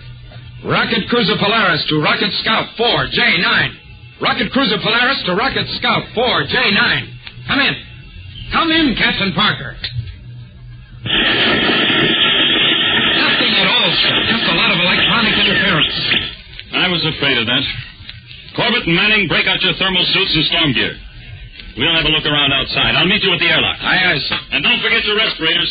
You won't last 30 seconds in that methane and ammonia atmosphere. Captain Strong, what about me? Somebody has to stay aboard the ship, Astro, and you're it.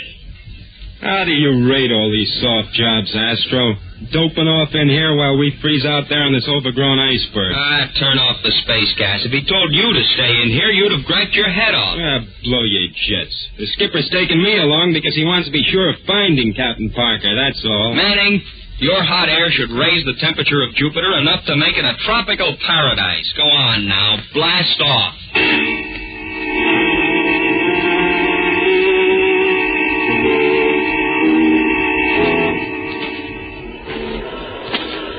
Captain, I'm beat. Can't we rest a while? My legs feel like dead weights. I can hardly drag them. Yeah. I'm in the same orbit, sir. All right. We'll stop for a minute. I'm tired myself. That's no wonder. We each weigh about 450 pounds. 450 pounds? I ought to start reducing. The only thing you ought to reduce is the size of your head. One more crack like that and I'll reduce the number of your teeth. Are you fellas at it again? I guess we're a little tired, sir. Sorry. Well, just rest here while I look around. What does he think he's going to see through that electronic viewer? All we're looking for is a bunch of static. This entire mission's been a wild goose chase from the start. Hold it, Roger. The skipper's waving at us and pointing at something. Give me that viewer. Here. Yeah. I see it. It's a spaceship. Of all the blind luck, we found it. I don't believe it. Let me look. Jumping Jupiter. What do you know? I brought the Polaris right to it. Come on, boys. Come on, boys. We have only 2 hours of daylight left. And that ship is over a mile away. A mile? I can cover that in no seconds flat. Yeah, on Earth you can, but not on Jupiter. Let's go.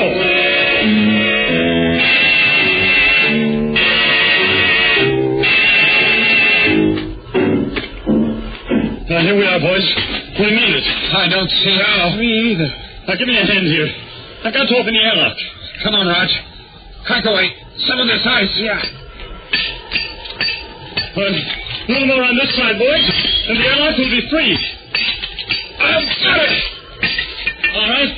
Now, let's hope it'll open. There it goes. don't fall, or we need a derrick to pick you up. Step it up, will you, Junior? Let's get out of this cold. Outer portal's hard, sir. Now close it. I'll equalize the pressure. Pressure system sounds like it's in good shape, so the hull isn't sprung. Well, thank goodness for that. Pressure equalized. All right, boys. You can remove your masks now, and let's go. These scouts aren't very big. We won't have far to look. All right, this way. Pilot's compartment is up forward. Look at all those sacks of mail. Well, an awful lot of people aren't going to get letters. No, we'd never be able to transfer all this stuff ourselves. Give me your space light, quick. Oh, here you are, sir. Hey, look! On the floor of the flight compartment. Why, it's Parker. He's not moving. Great Ganymede, is he? Oh, he's still alive, Manning, but he's in a bad way. We've got to get him back to the Polaris. No, we can't carry him, not under this gravity. We've got to, somehow. On the ball, fellows.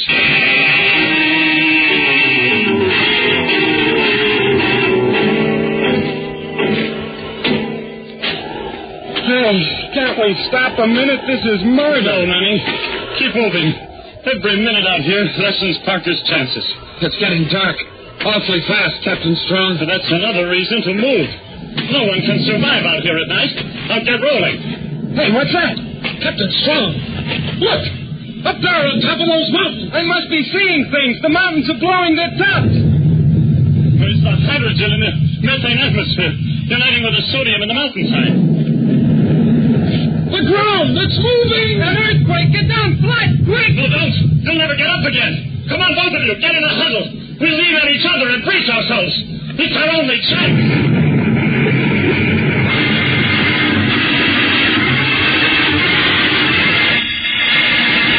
We'll return to the exciting adventures of Tom Corbett, Space Cadet, in just a moment.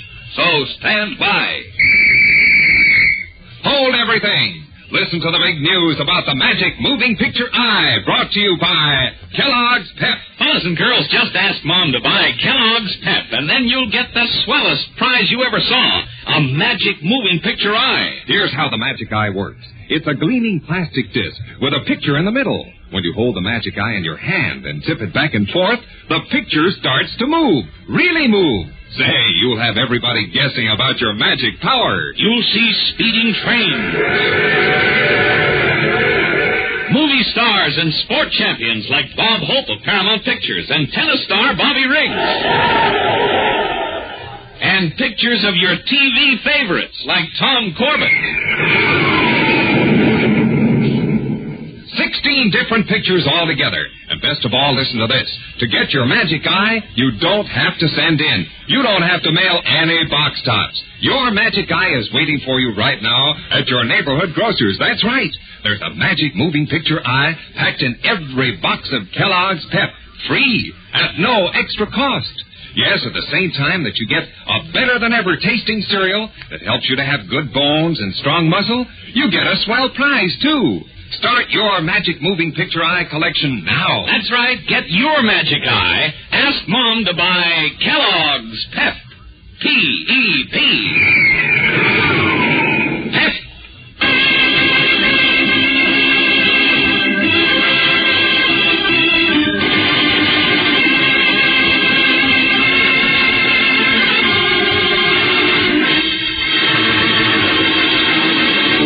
Finding Captain Parker in the wreckage of his rocket scout on the surface of Jupiter, Tom, Roger, and Captain Strong tried desperately to carry the unconscious man back to their rocket cruiser, the Polaris. But they have to fight the overwhelming gravity force on the planet. Gravity that adds almost 300 pounds to their weight, making each step a tremendous effort. Then suddenly, halfway back to the Polaris, the surrounding mountains seem to explode, and the ground heaves and shakes beneath their feet. Hang on, boys. Try not to fall down. This planet's gone crazy. How long will this last, Captain Strong? There's no way of telling. Maybe seconds. Maybe hours. Seconds? I can't take much more of this. Well, you've got to, Manning. Hey, look! The ground is opening up. We're dead dots. Run for it. No, wait.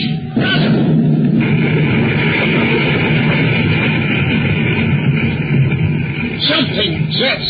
That chasm opened up right behind us. 2 feet closer and we would have dropped through. Listen, boys. Those explosions, they're dying down. Guess the worst of it is over, sir. Yeah, temporarily. They'll start again. So let's get moving while we still have the chance. The next earthquake may wreck the Polaris.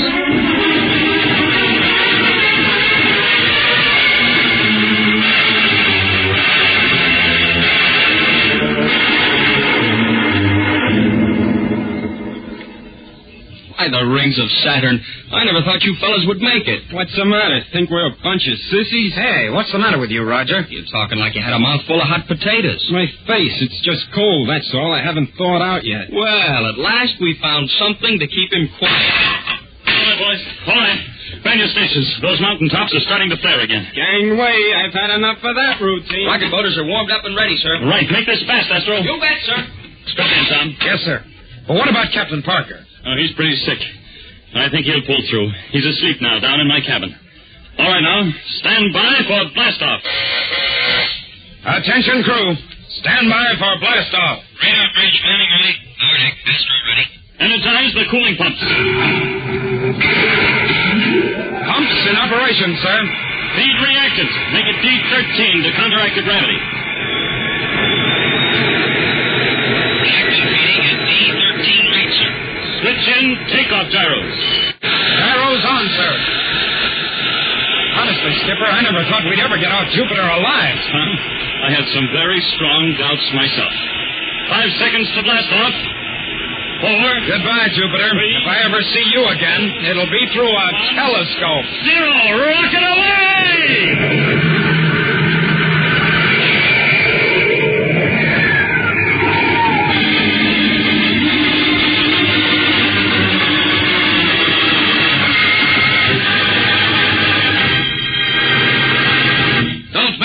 Action-packed adventure with Tom, Corbett, and the Space Cadets on Tuesday, when danger and death strike from the void in the mystery of the Space Station of Danger.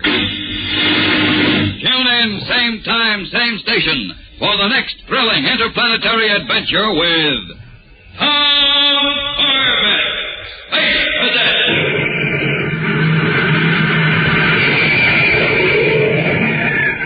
Brought to you by Kellogg's Pep, the Build-Up Wheat Cereal.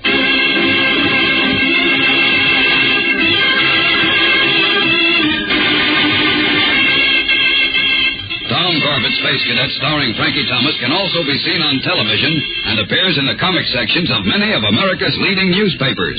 Look for it daily and in weekend editions. Featured in the cast are Al Markham as Astro, Jan Merlin as Roger Manning, and Edward Bryce as Captain Strong. Today's program was written by Jack Weinstock and Willie Gilbert, directed by Drex Hines. Jackson Beck speaking. Kellogg's Raisin Bran has a secret. Kellogg's Raisin Bran has a secret. And what a secret! In Kellogg's Raisin Bran, the tasty raisins are dipped in honeycomb. That means plumper, more tender raisins, along with delicious golden crisp bran flakes, both fruit and cereal, all in one box.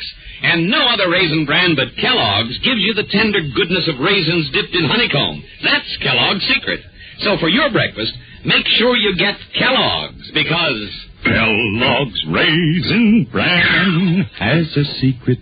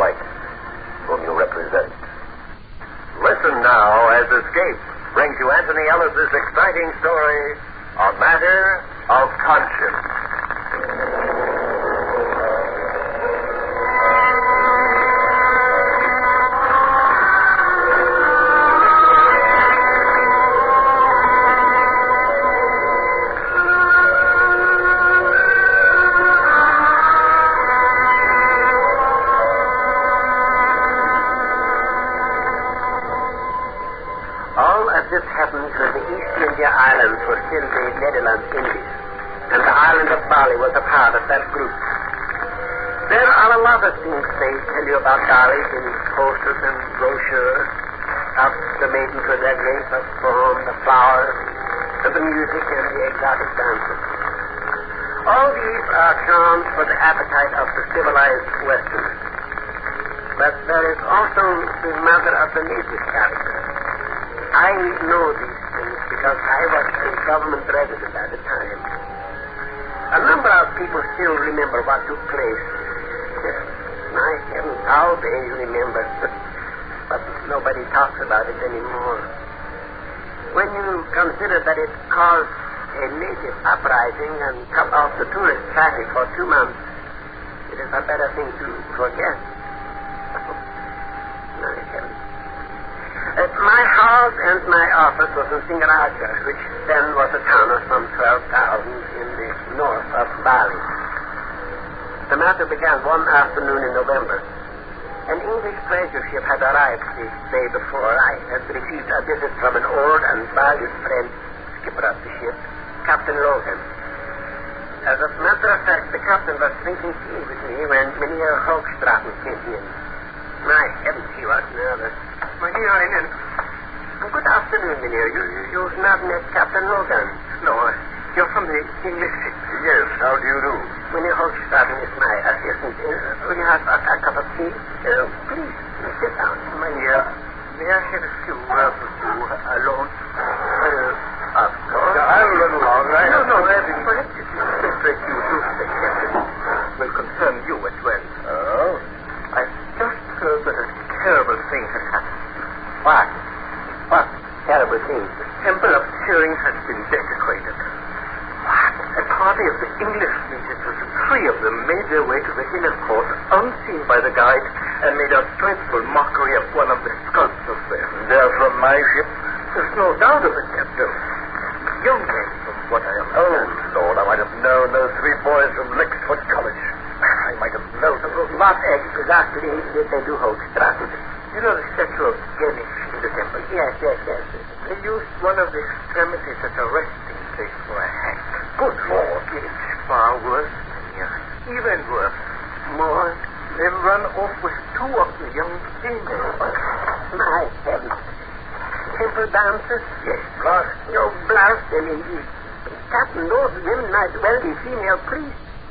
Have you notified the police, Hoogstraten? I only heard a moment ago. I thought it best to consult with you first. Good. Has there been any trouble yet? I don't know. I don't know.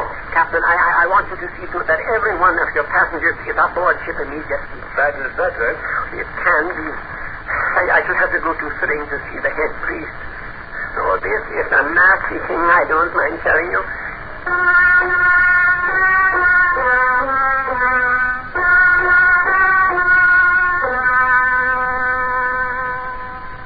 The Balinese are a proud people, and on that day damage had been done to their pride. My heavens, I had no idea how much damage until I met the high priest. He received me in the inner court of the temple. Mynheer Raylan, it has been a long time since your people and mine have spilled blood. Are you speaking of the Dutch government or white men? Both. We are peace-loving. I do not need to tell you that. But today there is anger within us. I cannot say where it may lead.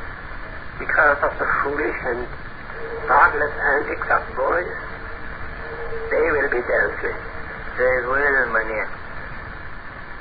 Is that a threat? They will be dealt with. Have I not always been fair with you, Mesdames? Always, Mynheer. Then let me attend to the matter. You may do as you wish. You are the government resident. Will you tell me, have you found the young men? By now they may have been found. And the women? They too will be dealt with. They were not priests. No. But they have brought shame upon us. One is my own daughter, Leang. Oh, I am sorry. Now you must forgive me, Mynheer. I have duties to attend. Madam, you are an educated man. You know the Englishman meant no harm. It was stupidity and ignorance, and I cannot believe they would harm your daughter. Good afternoon, Maria.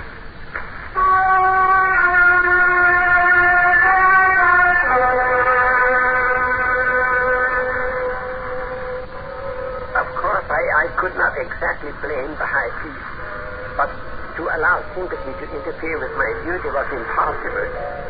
Before the thing went any further, it had to be stopped. There had not been a native uprising for over 30 years, and I frankly valued my position too much to allow one now. Bali is quite a luscious place to spend one's life, you see. I went to the constable, Mynheer Cullen, and discussed the matter with him. I wondered what had happened, Mynheer. It's altogether too quiet for this time of the day, and I don't like the sound of that gong.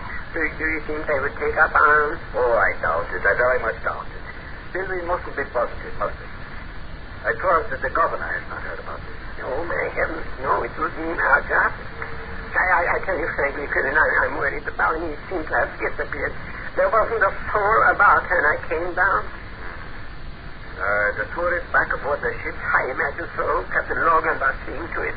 And Madame would not say what has happened to the idiot boys who did this. No, but you know the old man, more than likely his daughter and the other one ran off with him of their own accord. All the girls love visitors. Unfortunately, this time it is the head priest's daughter. You know. Hello, Constable Singh. What? No. There. All right. Get as many men as you can, since they are off. What happened? Yes, they'll be along straight away. What happened? Very bad. Idiotic. Hello, Cornelius. Kerwin here. I want every available man on the street in 2 minutes. With guns. You understand? What has happened? No, it's the natives. They're running amok.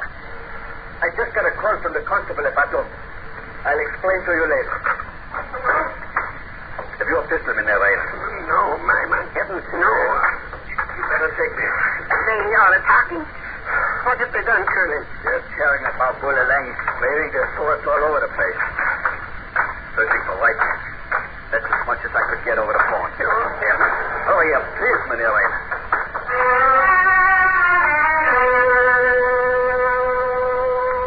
Well, it had happened. That lazy, delightful island. Those lovely, hospitable people had seemingly gone mad with anger over the antics of 3 tourist boys from an English school. I could not believe it, but there it was. Bali was in the midst of an uprising. We drove in a small lorry to Bullalang, and when we got there was not a sign of life in the town. I don't mind telling you I was frightened. Nothing like this had ever happened to me. And here I was, walking along the street with a pistol in my hand. Cornelius, have your men patrol the hall. If you have any trouble, throw your weapons. Yes, sir. Yes. Right all on me. Where is everyone? I don't like this way. The town is completely empty. But they would not leave their shops open like that. They would if the temple people ordered them to. They must have run off to the hills. Any whites living here, don't you know? No. Not in the native quarters. Unless they were visiting for some reason or other. No, I really think I had better notify the governor. If this thing spreads... I heard about it in Baton. It's already spreading here.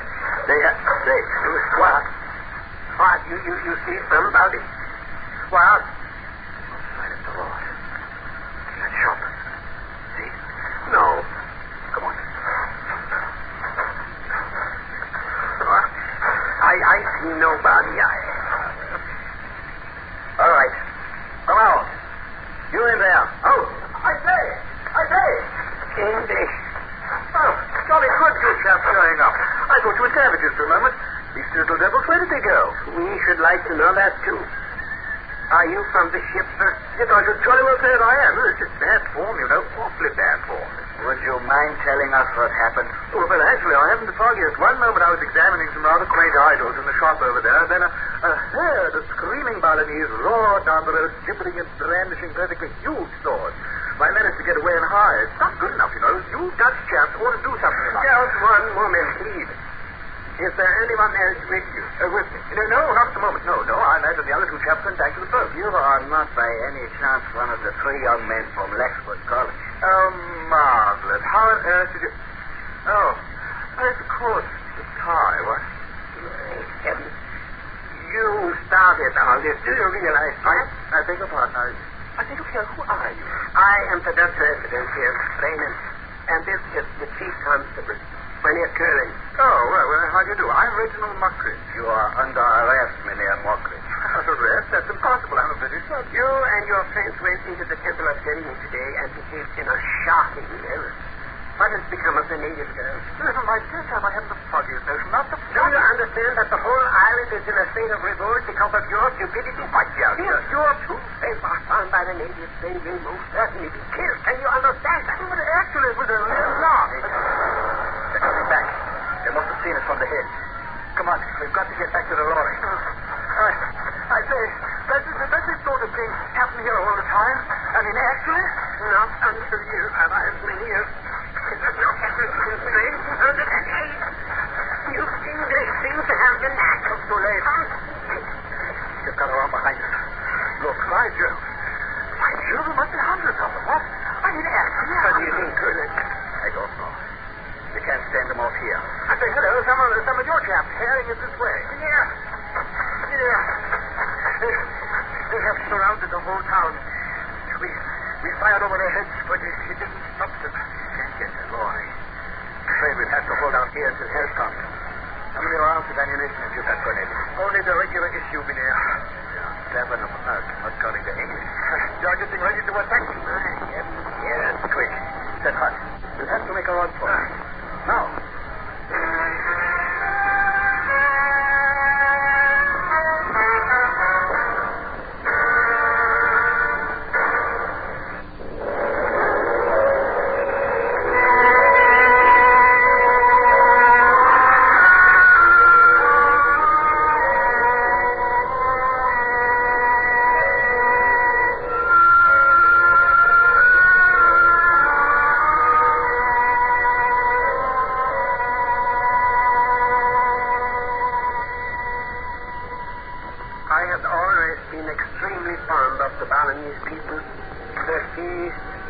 And music. They're altogether carefree and so civilized manner of life. But on that day, the island of Bali was the last place on earth in which I wanted to be. Constable Cullen, his subordinate Cornelius, 4 native policemen, the English college boy Margaret, and myself found refuge in a native hut and awaited the attack. As I have said, the entire population of Bulilang were descending upon us armed with swords, knives, and clubs. Don't shoot until you're sure of hitting us. We can't waste ammunition. Very well, I say, any of you chaps got an extra gun for me? Mr. Margaret, get back against the wall and stay there. Kindly remember you are under arrest. Oh, there's something in the wall. Perhaps they've come to their senses. I say, look, they've got Boggy and Harrison.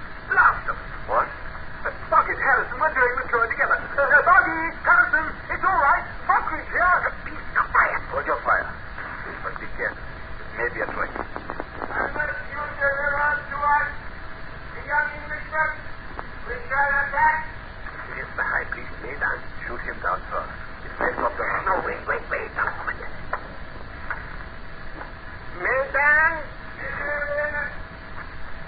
We know the other one is inside. Bring him out. You know quite well that we have no intention of doing that.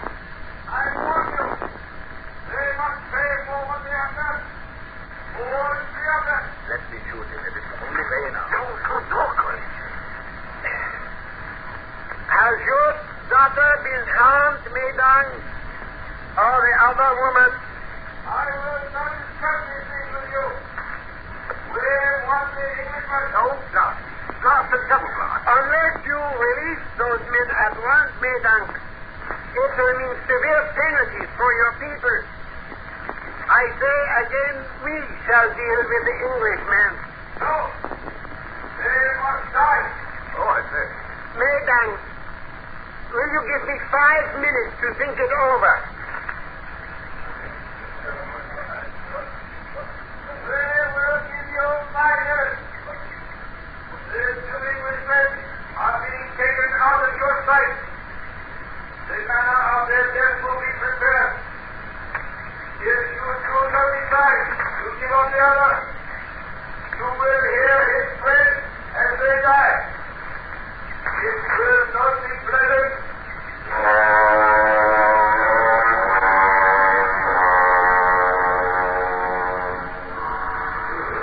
We could see from the doorway as a half-dozen natives took the 2 young Englishmen down the road and out of sight. Maydang stood across the street from us, arms folded, waiting. And about him were an incredible number of men, sullen and quiet. To me, it was as though the whole of the Balinese male population was there, not really caring whether we would agree to give up Mockridge or not. They would be just as happy to kill all of us. I still say shoot Maydang now. It may break them off. No. There must be another way. Well, you mean to say that you'll simply sit here and allow their chance to be murdered? Well, I won't. You give me a gun and I'll go on after you. Mr. Mockridge, you are very young and very foolish. You would be cut to pieces in 5 seconds. And your friends would die much more slowly. Oh, really? Governor must have heard by now. The soldiers should be on their way. I am afraid we will all be quite dead by then, Colonel. You know, it is more the matter of Maydang's daughter, I think, than the desecration of the temple. He is very proud. If he does not go through with this, he is afraid he will lose faith. There is smoke down the road, Mynheer. There, Cornelius. You see? My heavens. They are building a fire. Oh, no, but they wouldn't. I am afraid they would. How much time have we got left? About 3 minutes. I wonder. What? We might be able to do it. The back of the hut. We could break it out. It is very flimsy. Even so. Well, there were only half a dozen Balinese with the 2 boys. If we could get down there before Maydang knew we were gone. I say, sir. You, sir, be quiet. They might have more men close by. Or we might not be able to reach them in time. Heaven knows I do not want to do it, Colin, but I can't see any other way. Can you? No. We'll try it. You better stay in the doorway where they can see you, Mynheer. As soon as we've broken through. Cornelius, better take Mockridge and try to get up to Singaraja. At least we can possibly save one of them. I'll see it through here if you don't mind, sir. I do mind, sir. You will do as you are told.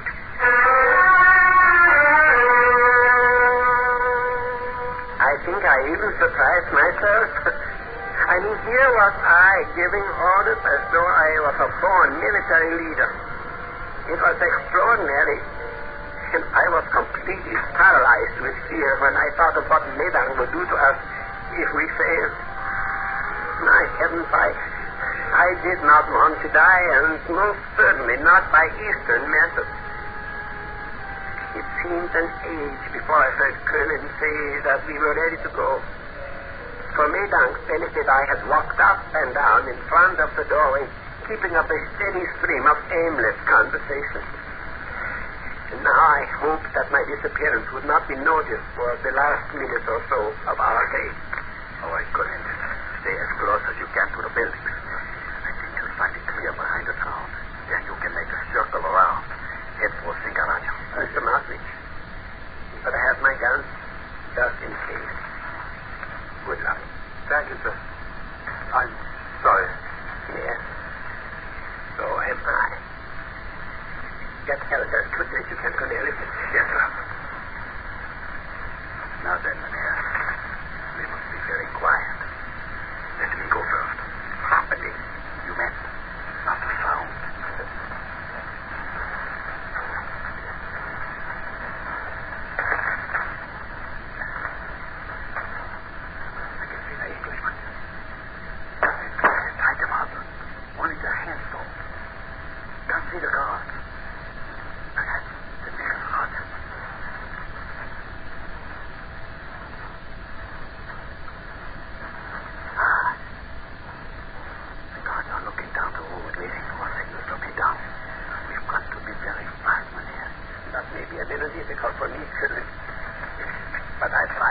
What do you suggest? Start firing the moment we step out into the street. I assume the Englishman will have the French to watch. Perhaps we get as close as we can before they see us. And then, without any shooting, we can accomplish the same thing. I have an idea that without the others, the guards might be inclined to be a little more peaceful.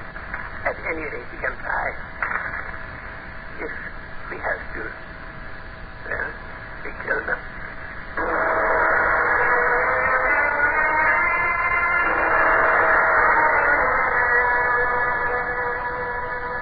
As we moved out from the alleyway behind the bus and shop, I felt as though my legs were made on edge.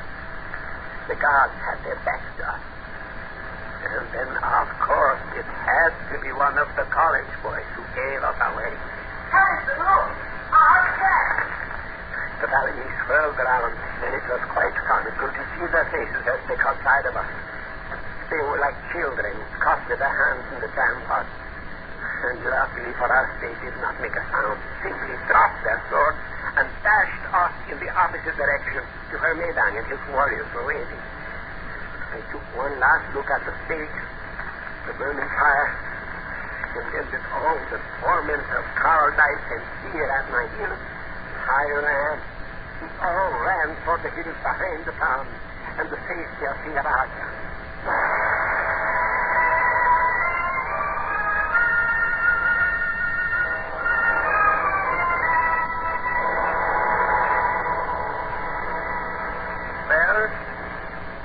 Arrived, and that was the end to it. At least to the open Balinese uprising. But there was still the question of what to do. Medang had to be dealt with, so did the Englishmen. I talked it over with the governor and the English consul and Captain Logan, and the communications were made with England and the foreign secretary and the Dutch home government. It was quite a problem. Then, finally, it was Mr. Mockridge who did the right thing. As he said, it was a matter of conscience. Well, it was my fault to begin with, I realize that. I mean, besides, there's donkeys in the temple. Well, then? But you see, she was really uncomfortable in a particular land, you know?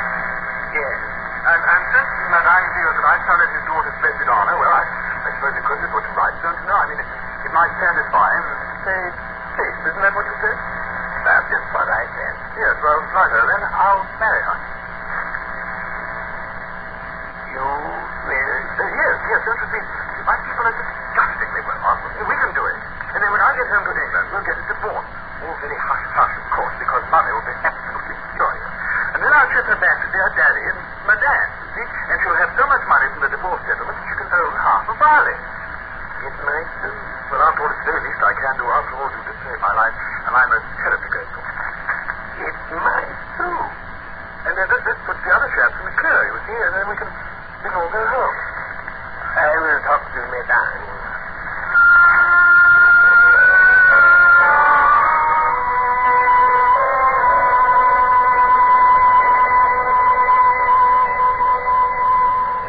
I did. Down to the governor and the British consul, and finally Medang's daughter Lelang. I think she was quite surprised, for she had no idea what it was all about, and I'm sure she cared less. That being one of the delights of the Balinese ladies, their ingenuousness. But she agreed to marry Mr. Mockridge if he insisted, which about put an end to the matter. Medang was a little touchy for the next 2 months or so, and the governor thought it wiser to close the Balinese port to tourist ships until things calmed down. One rather odd thing, though, Medang's daughter never did return to Bali. Western civilization must have intrigued her immensely, but she remained Mrs. Mockridge, and the last time I heard from them, she's making a brilliant career for herself as a ballet dancer and the mother of twins.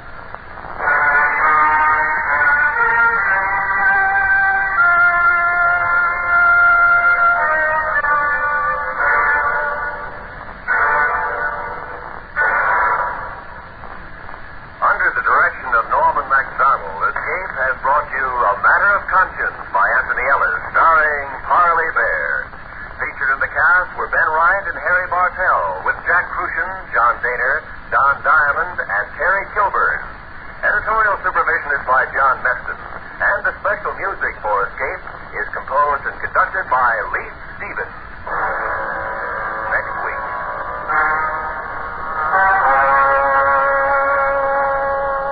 You are staggering across the blazing Sahara, your body charred by the sun, while somewhere ahead of you, lying in wait for you, is a tribe of natives, ready to either make you their king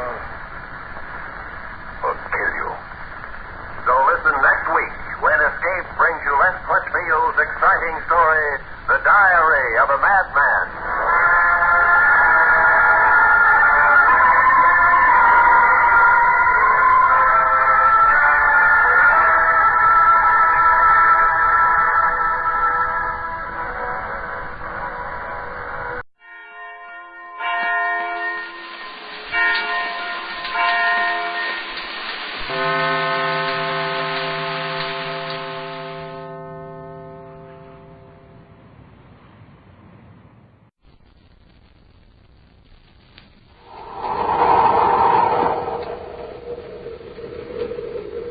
Rice Chex and Wheat Chex, the bite-sized cereals in the red and white checkerboard packages, present Space Patrol!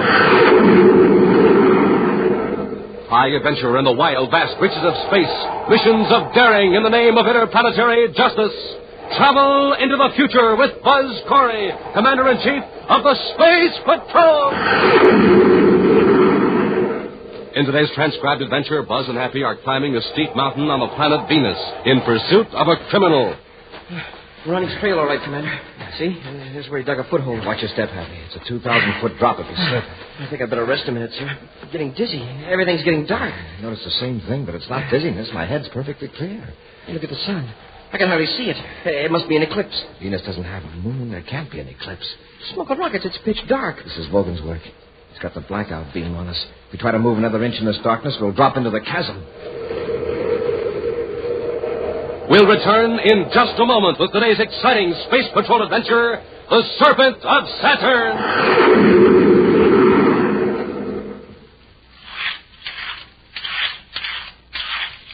Here he comes, gang. Here he comes. The fastest boy on roller skates in the neighborhood. Get up and go, and look at him go. Wow! Now, there's a space patroller who really has it. He just got up from a good, nourishing breakfast. Just finished off a big bowl of Rice Chex with plenty of milk and sugar. He's packed full of action energy, the kind of action energy that'll help to make you a whizzer on rollers and help make you so alert that you can come up with the right answers in your classroom. Yes, sir, Space Patrollers, you start off any day ready for action when you eat a whopping good breakfast with Rice Chex. Because Rice Chex is tops for get up and go. Tops for taste, too. A delicious triple toasted shredded rice treat that's good with milk or cream and super good with fruit. And tops for size because it's bite size. The just right size for easy eating.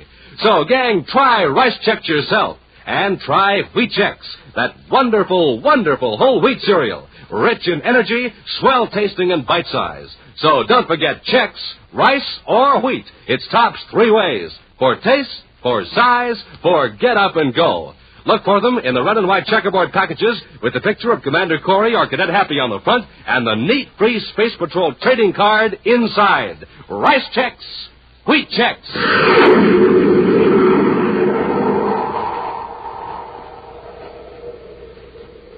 And now, today's Space Patrol adventure, The Serpent of Saturn. Ordinarily, the appearance of the monthly Space Patrol Bulletin is a routine event. It causes no excitement, except perhaps among the officers and men of the publication section who are charged with the responsibility of preparing this official monthly report on Space Patrol activities. But this time, there is considerable interest in the document by every level of command. In his central office at Space Patrol Headquarters on Terra, Commander Corey frowns and shakes his head as he examines a copy of the bulletin. Cadet Happy, returning from an errand in another part of headquarters, fails to notice the commander's unusually serious manner. Gee, Commander, everybody's sure studious all of a sudden. All over headquarters, people are reading the bulletin, even the file clerks. I guess the editors added a page of jokes. There's certainly nothing funny in this issue of the bulletin, Happy. Sorry, sir. Especially in the Secretary General's notes in the margin of this copy. Something wrong? Plenty. Those robberies, is that it? Partly, but it's more than that. Do you realize that in the past 10 days there have been 23 cases of assaults against space patrollers? And all apparently without reason. I heard about a couple of them, sir. One on Venus and another one on Pluto. Well, if we hadn't been so busy on Neptune the past week, I'd have alerted our men to take special precautions. Now, take a look at this breakdown here in the bulletin. All over the solar system. Lowell City, Jupiter City, the Lunar Fleet. And in every case, our men were the victims of unprovoked assaults. Jumped from ambush, beaten. But why? Well, I think it's part of a carefully organized attempt to demoralize the Space Patrol. You mean some sort of a gang is behind it, Commander? Yes. Looking at each incident individually, one might think that a group of hoodlums just decided to gang up on a Space Patroller. Uh-huh. When you put them all together, a rather interesting coincidence shows up. You'll notice whenever a beating occurred, a robbery followed within a day or two in the same locality. Oh, then you think the gang behind the robberies is also behind the beatings? That's about the size of it, Happy. Apparently, the plan is this, to try to get our agents concerned about their own personal safety and reduce their efficiency. Well, if it keeps on like this, it might work. We're not going to let it. This gang has succeeded so far because it's well organized and evidently has spies in high places. What's the plan, sir? Well, the last attack on space patrollers occurred in Jupiter City at the spaceport, right? Yes, sir. Those two off-duty pilots. Oh, you mean if they follow the pattern, the gang may be planning a robbery at Jupiter City? Exactly. And the only thing we can do now is to alert our men in Jupiter City. Major Robertson to Commander Corey. Robbie's calling, sir. Yes, Robbie? Commander, we've got another one. A robbery? Yeah, and it's really serious. A model of the blackout beam has disappeared right out of the Jupiter City lab. Jupiter City? Commander, you sure called that one. Yes, but too late. Robbie, blast off for Jupiter City immediately. Yes, sir. Make a thorough check of security measures. I want a brainograph test made of everyone at the Jupiter City lab. Spaceophone a complete report to me.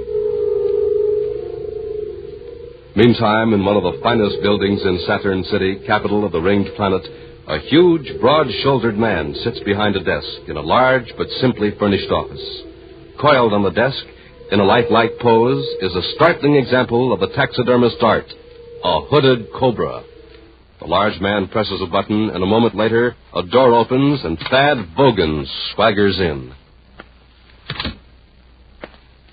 Yes, Mr. Gargeth? Bogan, the Venus Express will blast off in half an hour. You will be aboard. Yes, sir. When you arrive in Venus City, we'll charter an atmosphere ship and go to our hideout at the base of Mount Janik. You will pose as a botanist collecting samples. I understand the Venus wildflowers are quite beautiful this time of year. You can admire the flowers while you wait for Preston. What's my business with Preston, Mr. Gargeth? You will give him an instrument which you will find in the emergency tool locker of the atmosphere ship. The light neutralizer. Oh, you've got the blackout beam. Of course. Right out of the Jupiter City Space Patrol laboratory. I'll bet Corey's tearing his hair. Unfortunately for our cause, Corey is given to more direct and effective action. However, I think we can divert Corey's attention. I'll rough up some more of his men? This time I'll rough up Corey himself. That's taking on quite a job, isn't it, Mr. Gargeth? It's time we struck at Corey before he strikes at me. Yes, but how? It's very simple. Corey will be informed that the Cobra will rob automatic factory R-18 outside of Saturn City. But, Mr. Gargeth, the Space Patrol doesn't even know your organization exists. Why tip him off? We can't hope to keep our operations a secret indefinitely. Corey must have figured out by now that these robberies have been masterminded by one organization. Yes, but to use our secret name. Why do you think I selected Cobra as my insignia? Well, you think I'm just being melodramatic, don't you? I selected the Cobra as an emblem because of its psychological effect. To the average person, the Cobra suggests something silent, ominous, and deadly. Isn't that right? Yes, Mr. Gargeth. Fear is a useful weapon. Before long, we will have the inhabitants of all 10 planets shuddering at the mention of the Cobra. Even the Space Patrol. Well, how does that take care of Corey? You think Corey would miss a chance to capture the leader of a gang that has pulled off more than 20 daring and successful robberies? No, I don't suppose he would. That's why I'm going to lure him to Factory R-18. Just how are you going to do that? There's a civilian clerk named Walter Reiner at Corey's headquarters on Terra. Oh, yes, he gave us some information once. Reiner isn't much use to us, too undependable. But I'm going to plant some information on Reiner and have Corey tipped off. Corey will think he's uncovered a plot.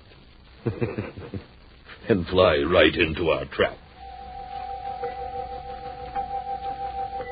Sometime later at Space Patrol headquarters on Terra, Appy enters the commander's office with an extremely nervous young man, Walter Reiner.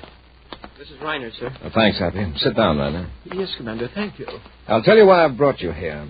I've received 2 anonymous tips that you have some information about a robbery. A robbery? No, sir, that's not true. And somebody seems quite determined to get you into trouble. Can you think of anyone who would have reason to do this to you? Why, no, sir. Believe me, if I knew anything about a robbery, I'd report it at once. According to these 2 informants, you're supposed to be carrying written information on you right now. Information that you're to pass on to someone else. But that's not true, Commander. You can search me if you want. Here, I'll empty my pockets. You can examine everything. Here's my identification folder. You can look through that. There is nothing in it but... Something wrong? It's a slip of paper.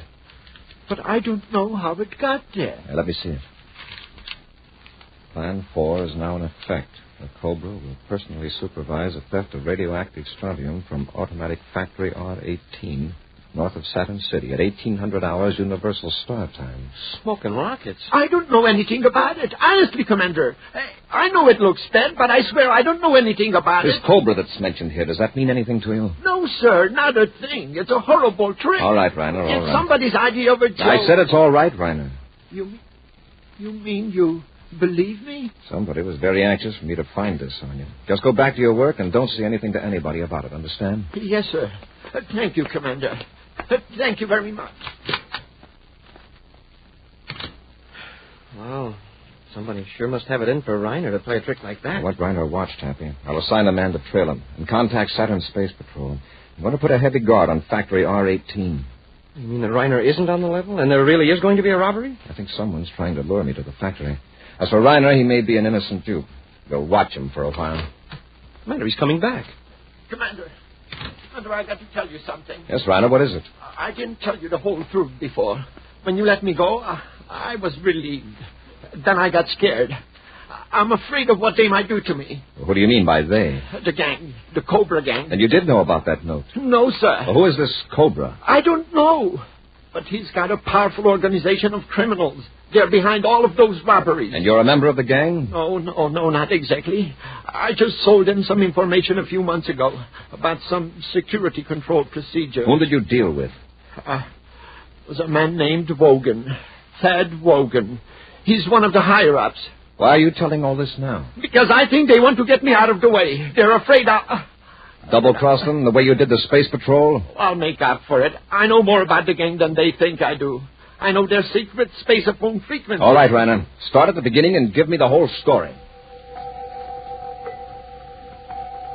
Even after hours of careful questioning, Commander Corey is able to obtain only a few useful bits of information about the band of criminals.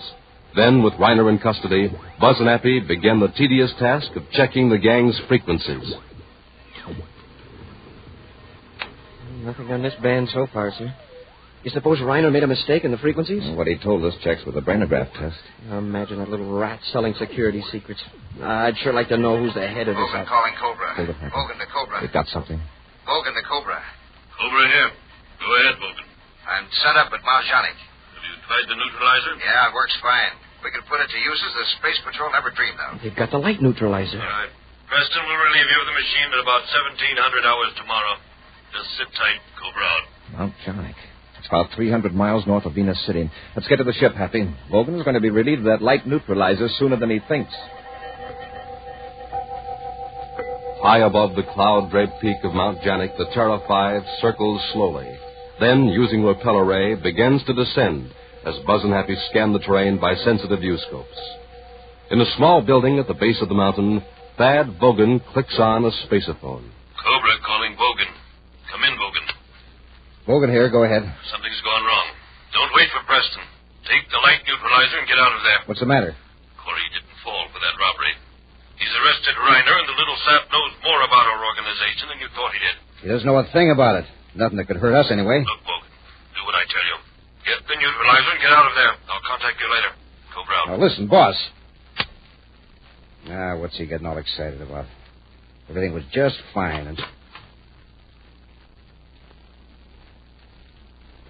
who could that be? Well, this paralyzer ray will take care of the situation.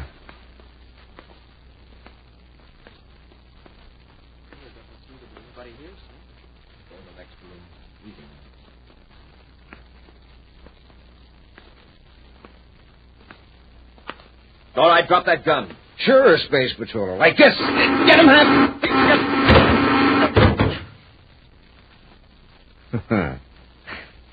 Now, while you're both relaxed, enjoying the effects of my paralyzer ray, I'm going to make sure I won't be bothered by you again. This building is quite flimsily constructed. Have you noticed? A few touches with this atomo torch, and this room will be a roaring inferno. We'll return to Space Patrol in just a moment. This is Dick Tufeld in Los Angeles reporting on a plane that can fly 1,000 miles without refueling, the North American FJ-2 Fury. In a moment, we'll hear from the well-known test pilot on this Navy jet plane, J. Ray Donahue, Jr. The Fury is a carrier-based fighter armed with 4 20-millimeter cannons. It flies 650 miles per hour, has an altitude mark of 45,000 feet, its length 37 feet. Now, J. Ray Donahue, Jr., recorded at Edwards Air Force Base. To fly at supersonic speeds, a test pilot must have plenty of energy. That's why I always get a good night's sleep and start the day off with a good breakfast cereal like Rice Chex or Wheat Chex. They have plenty of energy, and they taste mighty fine. I know that you'll like them, too. No other cereal, puffed or flaked, contains so much nourishment in such concentrated bite-sized form. So take a tip from J. Ray Donahue, Jr., Bob Love, and other top test pilots. Make your cereals Rice Chex and Wheat Chex.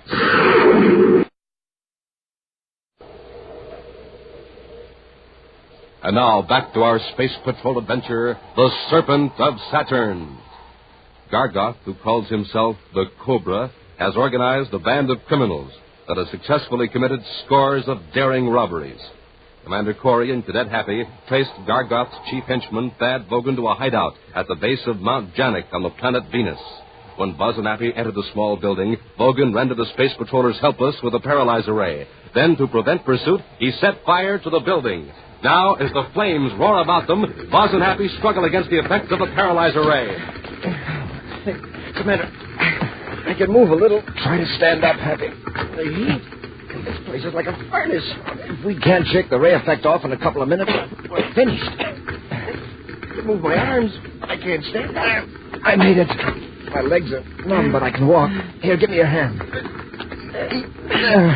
Lean on me. It's wearing off. I'm going to make it. A few more steps, we'll be outside the building.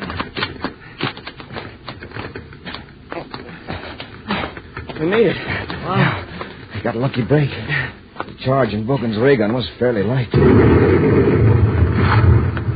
Commander, look back at the building. We got out just in time. Can you see Vogan anywhere? No, sir. The smoke is too thick. Hey, but he couldn't have blasted off yet. Would have hurt his ship. There he is, headed for his ship. I see him now. Hey, what's that he's carrying? Must be the light neutralizer. If my legs weren't so numb, we could catch him. Uh-oh, he saw us. I just wish he'd come back here. He acts like he's considering it. Well, he's not going to risk getting within range of our ray guns. I bet he wishes he'd taken them from us. He was so sure his fire trap was going to work. Hey, that's funny. He's not going to his ship after all. He's heading for the mountain. Come on, Hap, let's try to follow him. Yes, sir. Why didn't he go to his ship? We couldn't have stopped him from blasting off. Oh, it's an atmosphere job. Logan probably figures we could space a phone for a patrol ship to go after him. Yeah, sure. He's taking a chance on losing us on the mountain. Have you managed your spaceophone, Hap? Yes, sir. Report to Venus City headquarters and keep on after Vogan. With Buzz and Happy doggedly following him, Thad Vogan climbs higher and higher up the steep face of Mount Janik. At first, he outdistances them. But as the minutes go by, the effects of the paralyzer ray wear off, and Buzz and Happy start gaining on Vogan. Vogan's sure hanging onto that light neutralizer. If he'd throw it away, he'd be able to climb a lot faster. He won't drop it till he has to. I hope he hangs on to it. After the way we're risking our necks to get it back. I'll say this for Bogan. He climbs like a mountain goat. I'll say. Hey, Commander, is that model the only light neutralizer in existence? Yes. This model was to be tested, then if proved successful, a larger model was to be made into a spaceship. Well, does it really black out light completely? It can, but it's designed to reduce the sun's glare on ships making flights on sunward vectors, particularly between the inner planets. It sure would come in handy on construction jobs on space platforms. Uh-huh. Hey, it looks like Vogan's going to take us clear to the top. Make sure he doesn't get directly above us and drop a rock on us. We're still on his trail, sir. See? That's where he dug a foothold. Watch your step, Happy. It's a 2,000-foot drop if you slip. I think I'd better rest a minute, sir. Getting dizzy. Everything's getting dark. I noticed the same thing, but it's not dizziness. My head's perfectly clear. Hey, look at the sun. I can hardly see it. Hey, there must be an eclipse. An eclipse on Venus? Yeah, that's right. Venus doesn't have a moon. But there can't be an eclipse. But something's shutting off the sun. It's a heavy fog, maybe. Don't move, Hap. Smoking rockets, it's pitch dark. Logan's turned the blackout beam on us, the light neutralizer. If we try to move another inch in this darkness, we'll drop into the chasm. Well, isn't he in the same fix we are? Not necessarily. The neutralizer can be adjusted to dim out light all around you, or it can be focused in a beam. If we only had our atomo lights. They wouldn't work, Happy. The field of the neutralizer cuts out all light waves. What are we going to do? We can't go back down. We can't go ahead, and... Well, Vogan's got us at his mercy. There's one thing. He can't see us. He doesn't have to see us. All he's got to do is wait until we make a false move, and we're goners. Wait a minute, Hap. There's a good-sized rock here next to me. I can feel it. I'm going to try to give it a shove down the side of the mountain. When it drops, let out a yell. I get it. Make him think we've fallen. Right. Here goes. Hap, look out! Commander!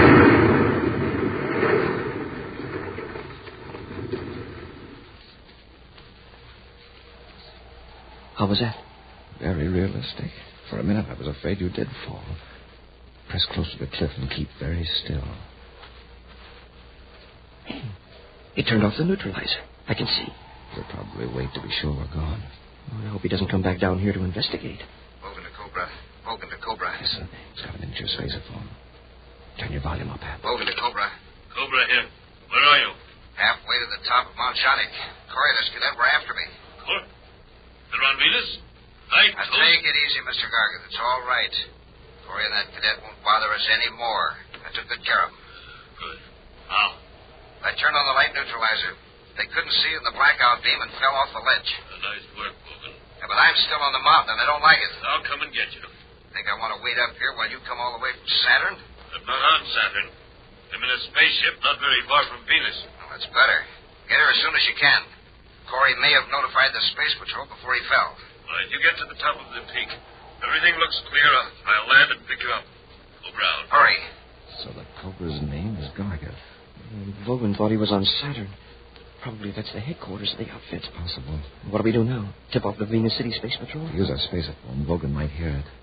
Sure. We'll take a chance on sneaking up on Vogan. If we capture him before Gargarth gets here, we may be able to trick him into landing. And then we'll have the Cobra. Come on, let's go. Stay close to the cliff so he can't see us.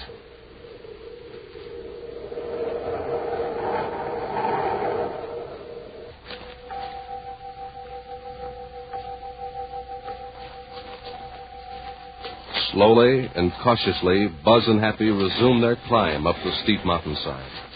Occasionally, they get a glimpse of Vogan far above them.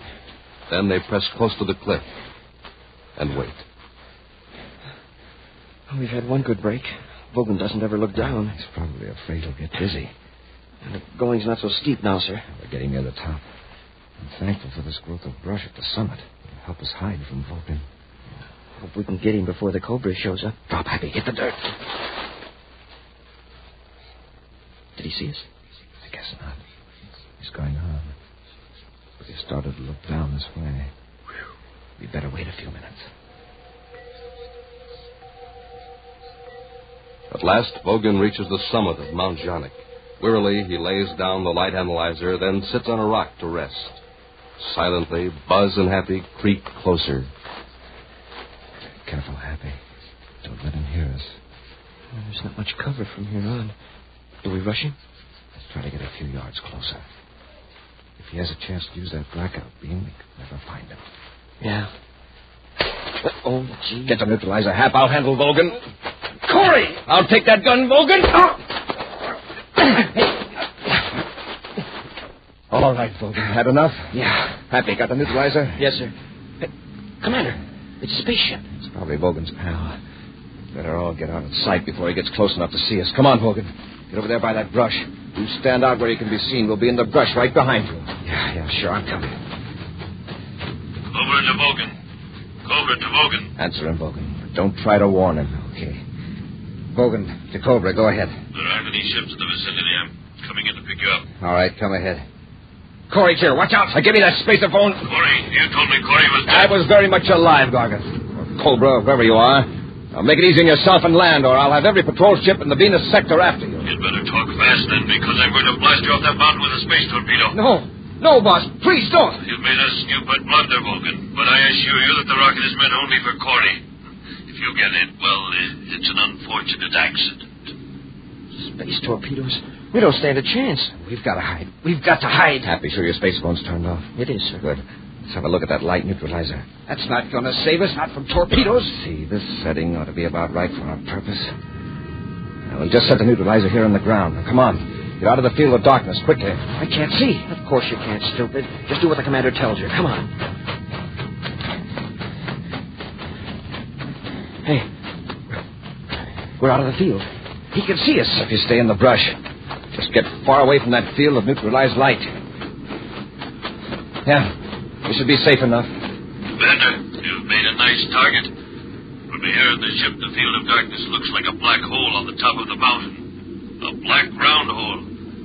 Somewhere inside that hole you were hiding. So futile, Commander. So pathetically futile. He's making a pass right over us. He fired a torpedo.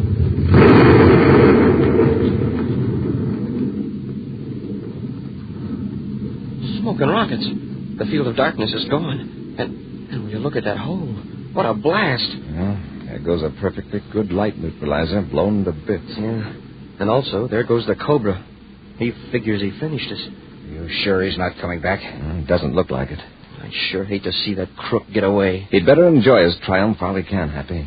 Because we're going after the Cobra, and we won't give up till we get him.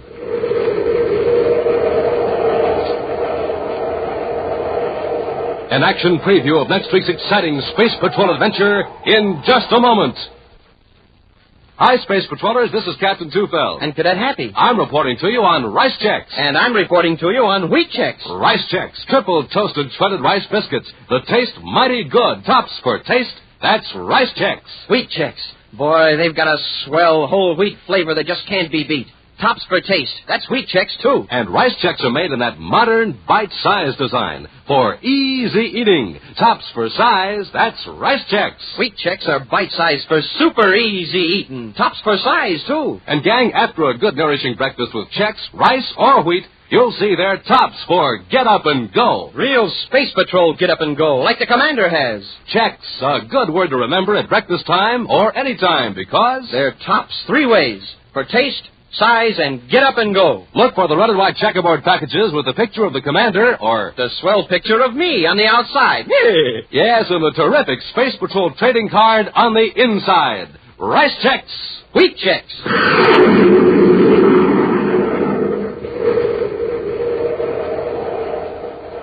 And now, a preview of next week's exciting Space Patrol adventure.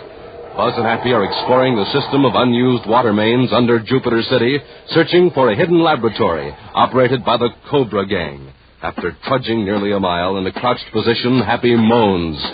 Oh, my aching back. I sure wish this pipe was 6 inches bigger. From the chart, the lab should be just a few hundred yards ahead.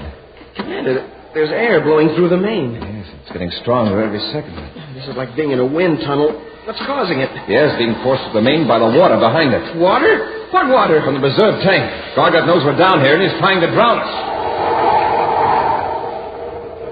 Be sure to join us next week for the thrilling story, The Gems of Jupiter, when Rice Chex and Wheat Chex again present Space Patrol! Space Patrol, created by Mike Moser, starring Ed Kemmer as Commander Corey and Lynn Osborne as Cadet Happy, was written by Lou Houston, produced and directed by Larry Robertson, executive producer Mike Deverett. Other players were Ken Mayer, Norman Jolly, and Bela Kovach. Dick Tufeld speaking. Now, don't forget to tune in next Saturday and every Saturday when Rice Checks and Wheat Checks again present Space Patrol! Be sure to see another exciting Space Patrol program on your local ABC television station. Consult your local paper for time and channel. This program is broadcast for Armed Forces overseas through the worldwide facilities of the Armed Forces Radio Service. Space Patrol came to you transcribed from Hollywood. This is ABC Radio Network.